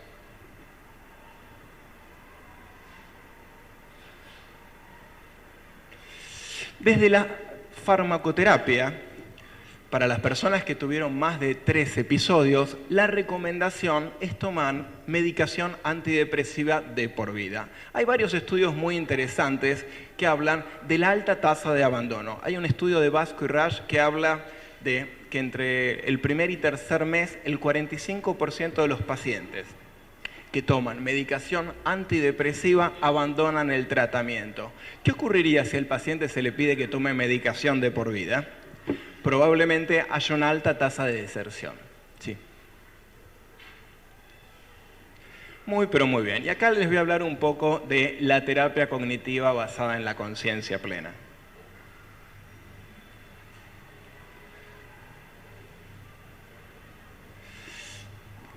Que pase que llegue hasta el final, así. Ahí va. ¿Cuándo se empieza a desarrollar este modelo? Este modelo tiene sus inicios en el Congreso de Oxford de Terapia Cognitiva del año 89, donde hay 3 investigadores que vienen investigando en el problema de la depresión en combinación con los desarrollos de la ciencia cognitiva. Estos 3 investigadores son Williams, que venía investigando la depresión crónica, Tisdale, que venía investigando desde la ciencia cognitiva la relación entre el ánimo y la emoción. Tisdale es muy conocido como el anti-Beck, es como el anticristo, ¿no?, del padre de la terapia cognitiva. ¿Por qué? Porque desde la década del 90 decía que la terapia cognitiva tenía muy poca relación con la ciencia cognitiva. Y por último, Siegel, que venía investigando respecto del estilo de vida y la depresión. Sí. Antes de pasar directamente al modelo, hay varios factores interesantes para destacar que estos autores van a intentar pensar, ¿sí? Cuando se compara la tasa de recurrencia entre las personas que hicieron un tratamiento cognitivo-conductual y los que tomaron farmacoterapia, las diferencias son muy, pero muy favorables a la terapia cognitiva. Así que si tuviera el puntero, ustedes podrían... Bueno, si tuviera el puntero, ustedes podrían ver...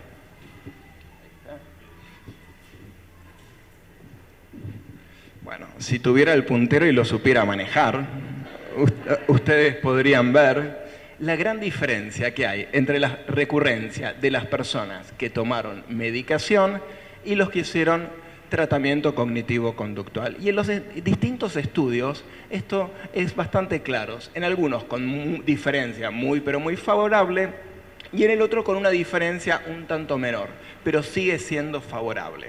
Entonces, si uno está pensando en realizar un tratamiento para la depresión recurrente, uno debería captar qué es lo que aprenden las personas que hicieron un tratamiento cognitivo-conductual que no aprende una persona que tomó un fármaco.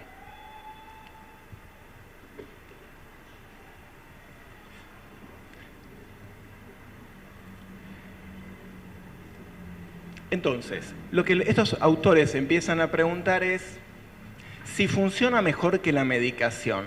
¿Qué es lo que aprenden?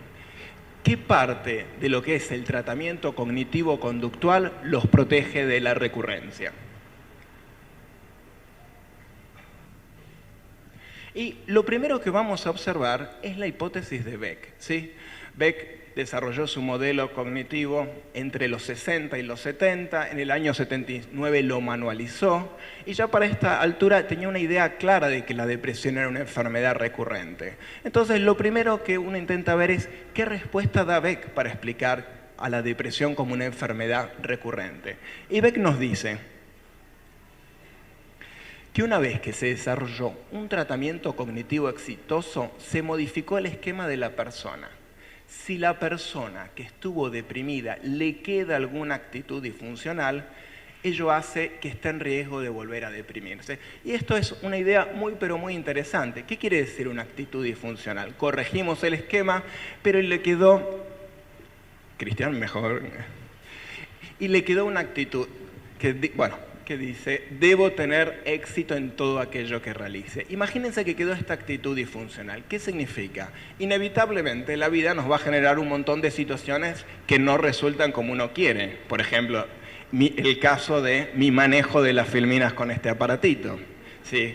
Si uno tomara en cuenta esta situación, yo podría empezar a ejercer una serie de crítica respecto de mi presentación. Pero Guido, qué mal, deberías haber practicado el manejo del puntero, ¿sí?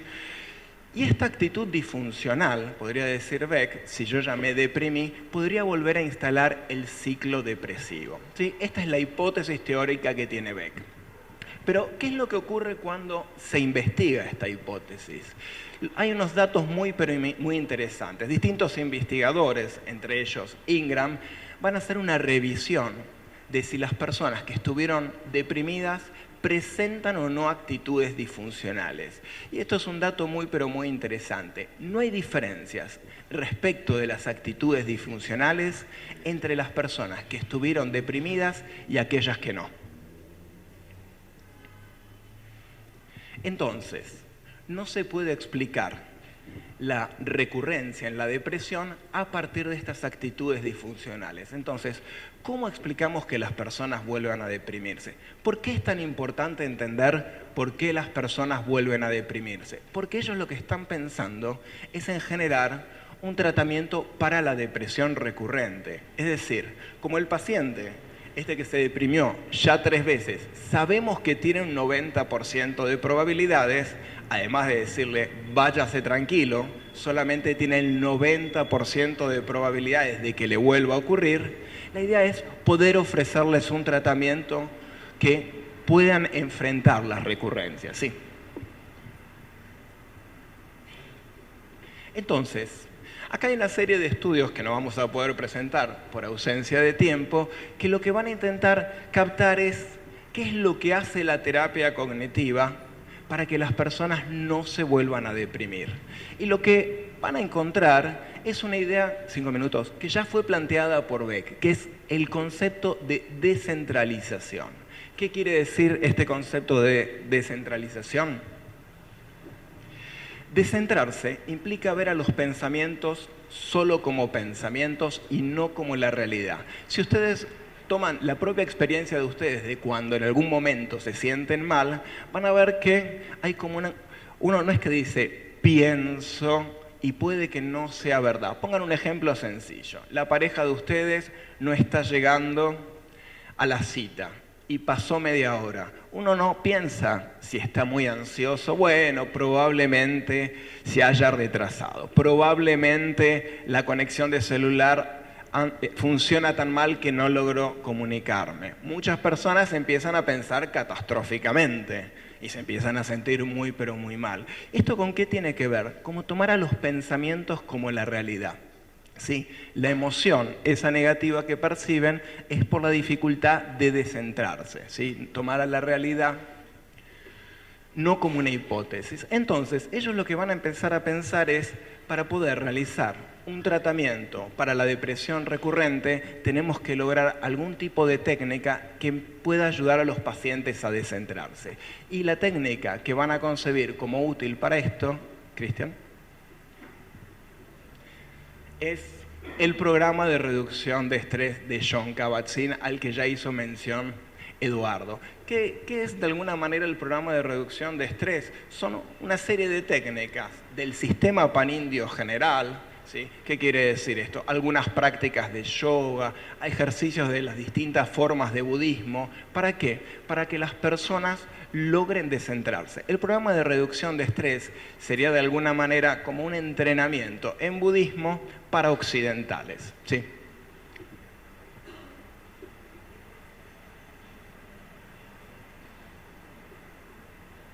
Y ahora les voy a contar brevemente. ¿Por qué? Porque el programa de terapia cognitiva basada en la conciencia plena es un programa breve y sencillo orientado a prevenir las recurrencias y tiene las siguientes características. Una entrevista inicial para ver si los pacientes están dispuestos a enrolarse en el tratamiento. El paciente no tiene que estar deprimido. Piensen que es un tratamiento para evitar la recurrencia, ¿sí? Se requiere que el paciente se encuentre saludable, ¿sí?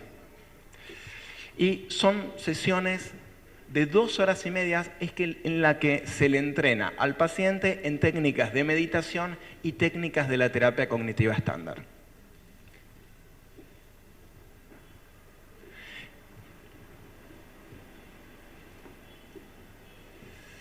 El programa de terapia cognitiva basada en la conciencia plena integra estos 2 tipos de prácticas, ¿sí? Así que ustedes vieron que se suele decir que la terapia cognitiva conductual es muy rígida. Bueno, este modelo integra terapia cognitiva conductual estándar junto con componentes del modelo de reducción de Jon Kabat-Zinn, que en resumen son técnicas de meditación.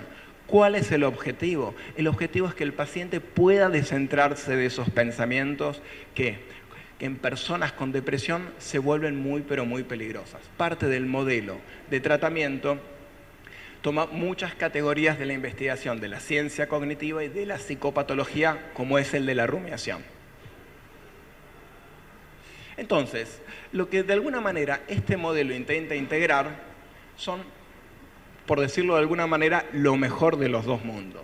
¿Cuál es el objetivo? Que el paciente se logre descentrar. Entonces, va a incluir las herramientas de la terapia cognitiva estándar que permiten un descentramiento, ¿sí?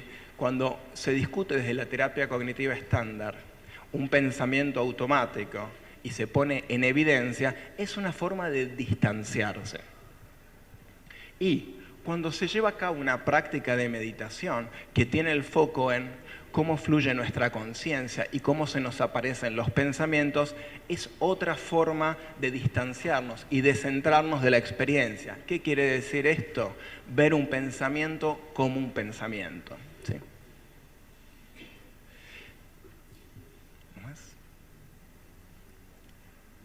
Entonces, lo que vamos a ver, lo que hemos intentado describir en 15 minutos, es cómo se va a combinar este modelo de tratamiento. Este modelo de tratamiento va a tener un entrenamiento en meditación para pacientes que se encuentran eutímicos y que han estado deprimidos, y van a tener un programa incorporado de terapia cognitiva estándar para cuando se produzca la variación. Este modelo es un modelo de alguna manera que integra ambas tradiciones, la terapia cognitiva estándar y estos nuevos modelos de conciencia plena. Bueno, muchísimas gracias.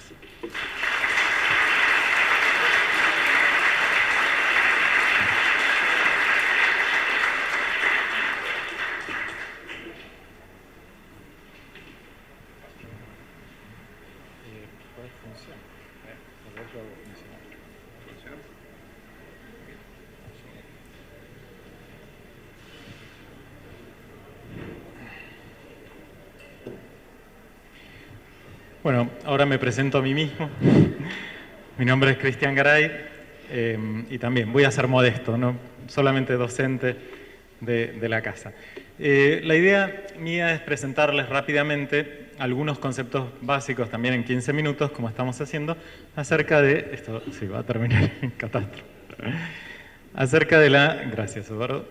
De la terapia metacognitiva, ¿sí? ¿Qué pasó? Bueno... Yo creo que...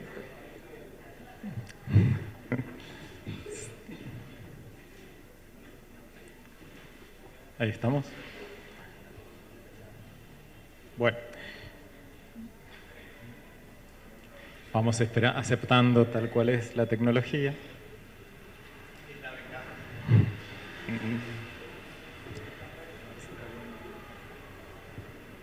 ¿Está bien el cable allá?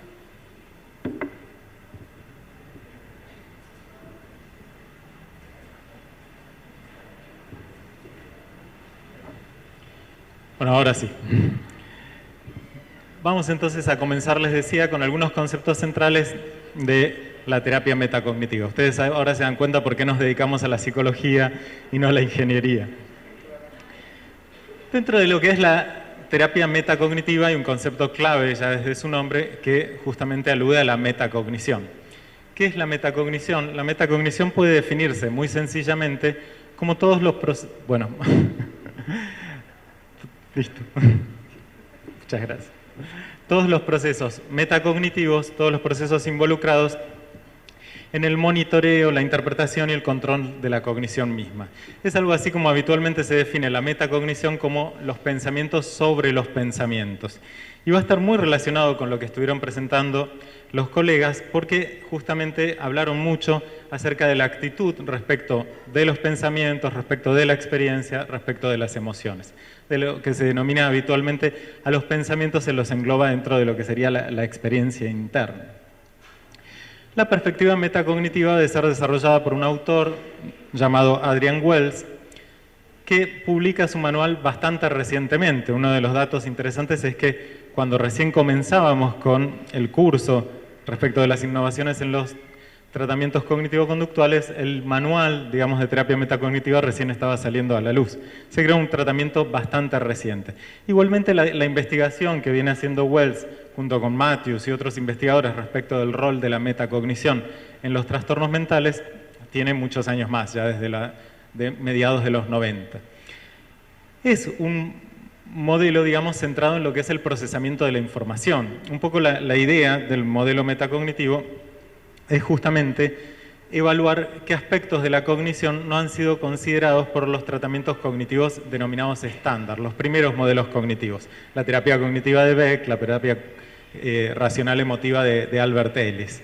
En general hubo una gran preocupación para integrar, tanto por parte, por ejemplo, de John Tisdale, como Guido decía, el anti-Beck, como por parte de Wells y otros investigadores, toda la tradición de la investigación en psicología cognitiva con la investigación en terapia cognitiva. La terapia cognitiva se había integrado más con técnicas conductuales e intervenciones cognitivas en un nivel de la cognición, solamente el declarativo, y fundamentalmente los contenidos de la cognición. Cuando Guido justamente hablaba de una de las actitudes disfuncionales, debo tener éxito en todo, por ejemplo, estamos hablando de un nivel bastante explícito dentro de lo que es el complejo ámbito de la cognición. Y se sabía que el funcionamiento de la cognición es mucho más que eso. Entonces estos modelos como el de Adrian Wells, al complejizar la cognición, quisieron introducir otros aspectos, pero dentro de un paradigma de procesamiento de la información y dentro de un paradigma en donde se intentó ver cuáles son los factores cognitivos involucrados en los trastornos mentales. Ahora, el modelo este en particular va a poner énfasis en un estilo de pensamiento y en un tipo de creencias específicas. Las creencias acerca del pensar, metacognitivas por definición, digamos. Todo lo que yo creo acerca de mis propios pensamientos es metacognitivo por definición. Entonces va a vincular los trastornos de ansiedad y los trastornos depresivos, fundamentalmente va a ir pasando del campo del tratamiento de los trastornos de ansiedad, particularmente del trastorno de ansiedad generalizada, al campo de la depresión solo más recientemente, es decir, el modelo metacognitivo sobre la depresión es muy reciente, detectando lo que es un patrón disfuncional denominado síndrome cognitivo-atencional. Esto es bastante interesante y bastante presente en los modelos cognitivo-conductuales actualmente, que es la inclusión de los aspectos atencionales que tienen justamente que ver con un aspecto de la cognición que funciona mucho más rápido de lo que yo declarativamente puedo captar. Yo puedo prestar atención a un estímulo vinculado con mis miedos, si tengo un trastorno de ansiedad, de manera rápida y automática, sin que yo tenga que pensar, voy a ver si hay un estímulo relacionado con mi miedo, ¿sí? O voy a, detectar algún estímulo amenazante en el ambiente como una estrategia pensada, reflexiva, consciente, sino más como una estrategia automática. El síndrome cognitivo-atencional además va a estar compuesto por procesos cognitivos más que por contenidos. Dentro de esos procesos, algunos que ya han mencionado, también los colegas, por ejemplo, el proceso de rumiación. ¿Vieron cuando Fabián hablaba de esta persona que pensaba de más, que pensaba demasiado y de esa manera se producía esto que el ACT denomina evitación experiencial? Podemos pensar en el proceso de rumiación o el proceso de preocupación. Independientemente acerca de lo que ustedes están rumiando o de lo cual estén preocupándose, independientemente del contenido, eso los va a poner en peores condiciones para resolver una serie de problemas, los va a volver más vulnerables a los trastornos emocionales y va a hacer que, por lo tanto, estén en mayores condiciones de desarrollar, sea un trastorno de ansiedad o un trastorno depresivo. Las estrategias de supresión de pensamiento, también toda una línea de investigación respecto de cuando las personas tratan de suprimir pensamientos que consideran amenazantes, como por ejemplo los pacientes con trastorno obsesivo-compulsivo, y cómo esto hace que estén más pendientes de esos pensamientos y se produzca este efecto irónico, que es la persona cuanto más intenta suprimir ciertas emociones y pensamientos, más presentes están en el flujo de la conciencia, como el famoso ejercicio de no pienses en un elefante rosa. ¿En qué estás pensando? Todos estamos pensando automáticamente en un elefante rosa. Si esto es autoinstruido y si la persona repetidamente realiza esto con algún pensamiento vinculado a sus temores, en una persona, por ejemplo, con un trastorno obsesivo-compulsivo, es mucho más probable que esto aparezca como al estilo de pensamiento intrusivo recurrente, como es la obsesión de un paciente con TOC. Las intervenciones entonces se tratan de centrar y remover estos patrones de pensamiento, estos patrones inflexibles y modificar, este estilo de pensamiento, más que los contenidos. Hay un modelo que no sé si se va a ver, porque bueno, abajo está, yo les voy contando, abajo está lo que es el procesamiento automático, el procesamiento rápido que pueda tener una persona con determinado trastorno de ansiedad, que es justamente el que tiene lugar sin que la persona tenga conciencia de ello. Y es lo que hace que muchos pacientes entiendan racionalmente algunas de nuestras intervenciones cognitivas estándar, pero no pueden evitar dirigir su atención en forma involuntaria, rápida y automática a estímulos vinculados con lo que temen. Por ejemplo, las personas con hipocondría, con preocupaciones somáticas, automáticamente monitorean su cuerpo y cualquier dolor o molestia corporal es captada mucho más rápido de lo que ellos puedan pensar, a ver si me pasa algo, a ver si tengo una enfermedad. Por supuesto que esto también funciona, esta parte, porque ese es el otro nivel. Digamos, este modelo contempla estos tres niveles, el nivel 1, rápido y automático, el nivel que se denomina de procesamiento de nivel bajo por esta automaticidad y que está relacionado también con estructuras cerebrales determinadas, digamos, no involucra la corteza, por ejemplo, en ciertos estudios, y el nivel más cognitivo tradicional que trabajamos acerca de los modelos más cognitivos estándar. Cuando veíamos las actitudes disfuncionales, cuando alguien nos dice que debe triunfar en todo, estamos más en este nivel declarativo. Ahora, esa persona tal vez tiene una automática detección de posibles desafíos o amenazas que va a estar en el nivel más automático, ¿sí? Va a estar como más atento a posibles fracasos, o si, por ejemplo, algo funciona mal en su presentación, automáticamente van a surgir estos pensamientos automáticos en el nivel consciente, pero no van a ser resultado tanto de una reflexión, sino de un estilo más rápido y automático. Y entonces ahí ustedes van a ver cómo estos dos niveles se relacionan. Y el nivel 3, el propio de la metacognición, que tiene que ver con todas las creencias de la persona acerca de los propios pensamientos.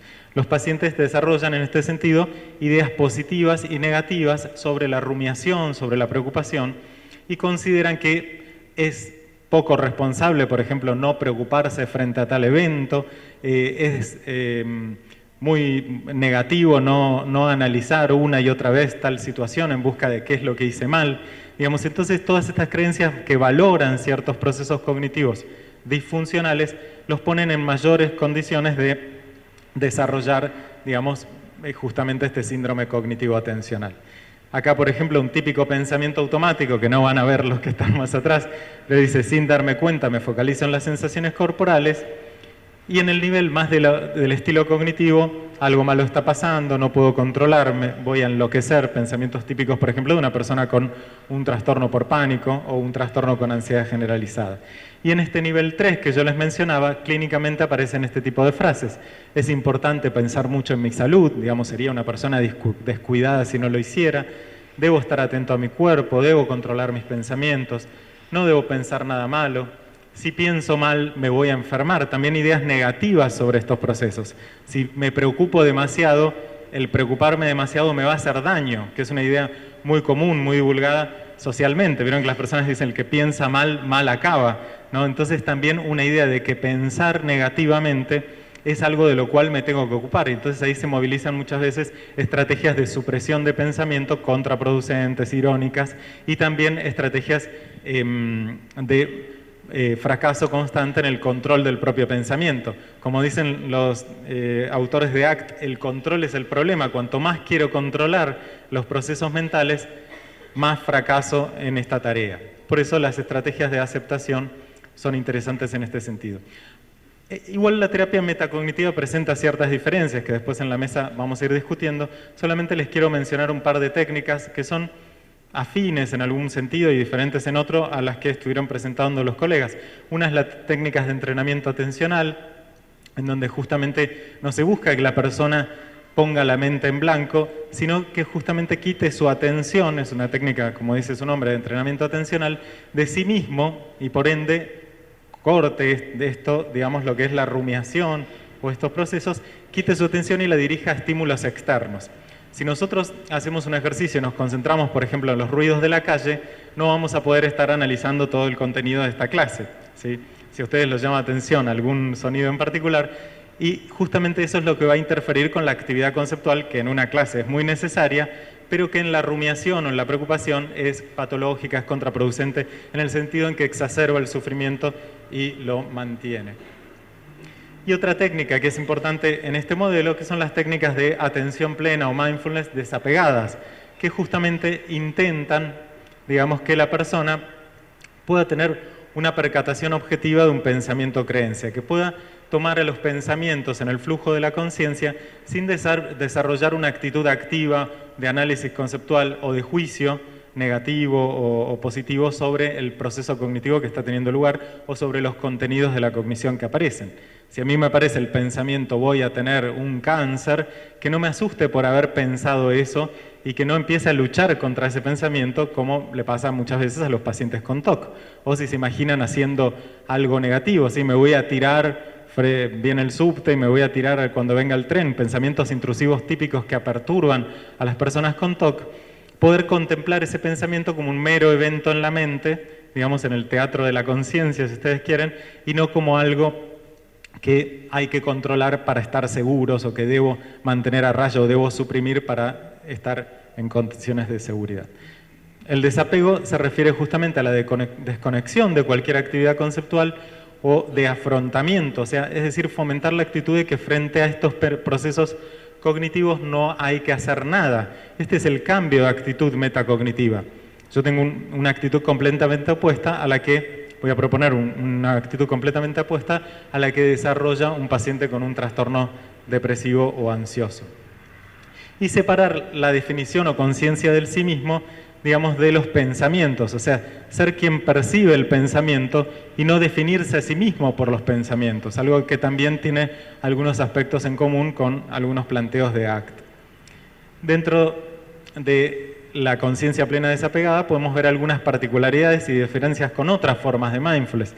En principio supone este nivel metacognitivo, es decir, se basa en una visión de los trastornos mentales, se basa en una visión, como les decía, más compleja de la cognición y no simplemente en una práctica. No es un modelo basado en mindfulness, es un modelo basado en una concepción metacognitiva de los procesos de, digamos, el procesamiento de la información. No involucra meditación necesariamente, en ese sentido no pertenece a toda esta tradición que involucra, como decía Guido, algunas cuestiones del sistema panindio, etcétera, etcétera, y no requiere una práctica extensiva y continua en relación a lo que decía ahora al principio Eduardo en su conferencia respecto de esto de que uno tiene que vestirse de naranja el resto de su vida o que tiene que involucrarse en una práctica que englobe toda su vida. En este sentido no propone eso. No presenta tampoco criterios amplios como el incremento de la conciencia en el momento presente, sino que plantea ejercicios muy puntuales y no usa ejercicios de foco atencional llevados al propio cuerpo. O sea, no propone que nosotros hagamos un escaneo corporal, etcétera, etcétera, porque incluso desde este modelo se considera que puede exacerbar cierta sintomatología, como en el paciente con trastorno por pánico o en el paciente un paciente con trastorno de ansiedad por la salud. Apunta a la metaconciencia de los pensamientos más que a la conciencia del momento presente, o sea, un cambio de actitud respecto de estos procesos, y busca específicamente la suspensión del procesamiento conceptual, la suspensión del afrontamiento dirigido a objetivos y la separación entre la definición del sí mismo y el fenómeno mental. Bueno, rápidamente hemos planteado un poco una introducción muy general a la terapia metacognitiva. Simplemente resta decir que utiliza estrategias de diálogo socrático vinculadas a ese tercer nivel, acerca de las creencias sobre los procesos cognitivos, y puede realizar preguntas en ese nivel, digamos, al estilo de la terapia cognitiva estándar.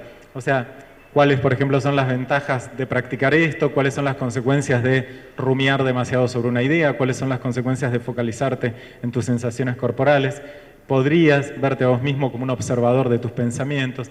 Se utilizan este estilo de intervenciones de cuestionamiento socrático o también de cuestionamiento o descubrimiento guiado, típicas de la tradición cognitiva en este sentido. Así que bueno, eso es todo. Muchas gracias.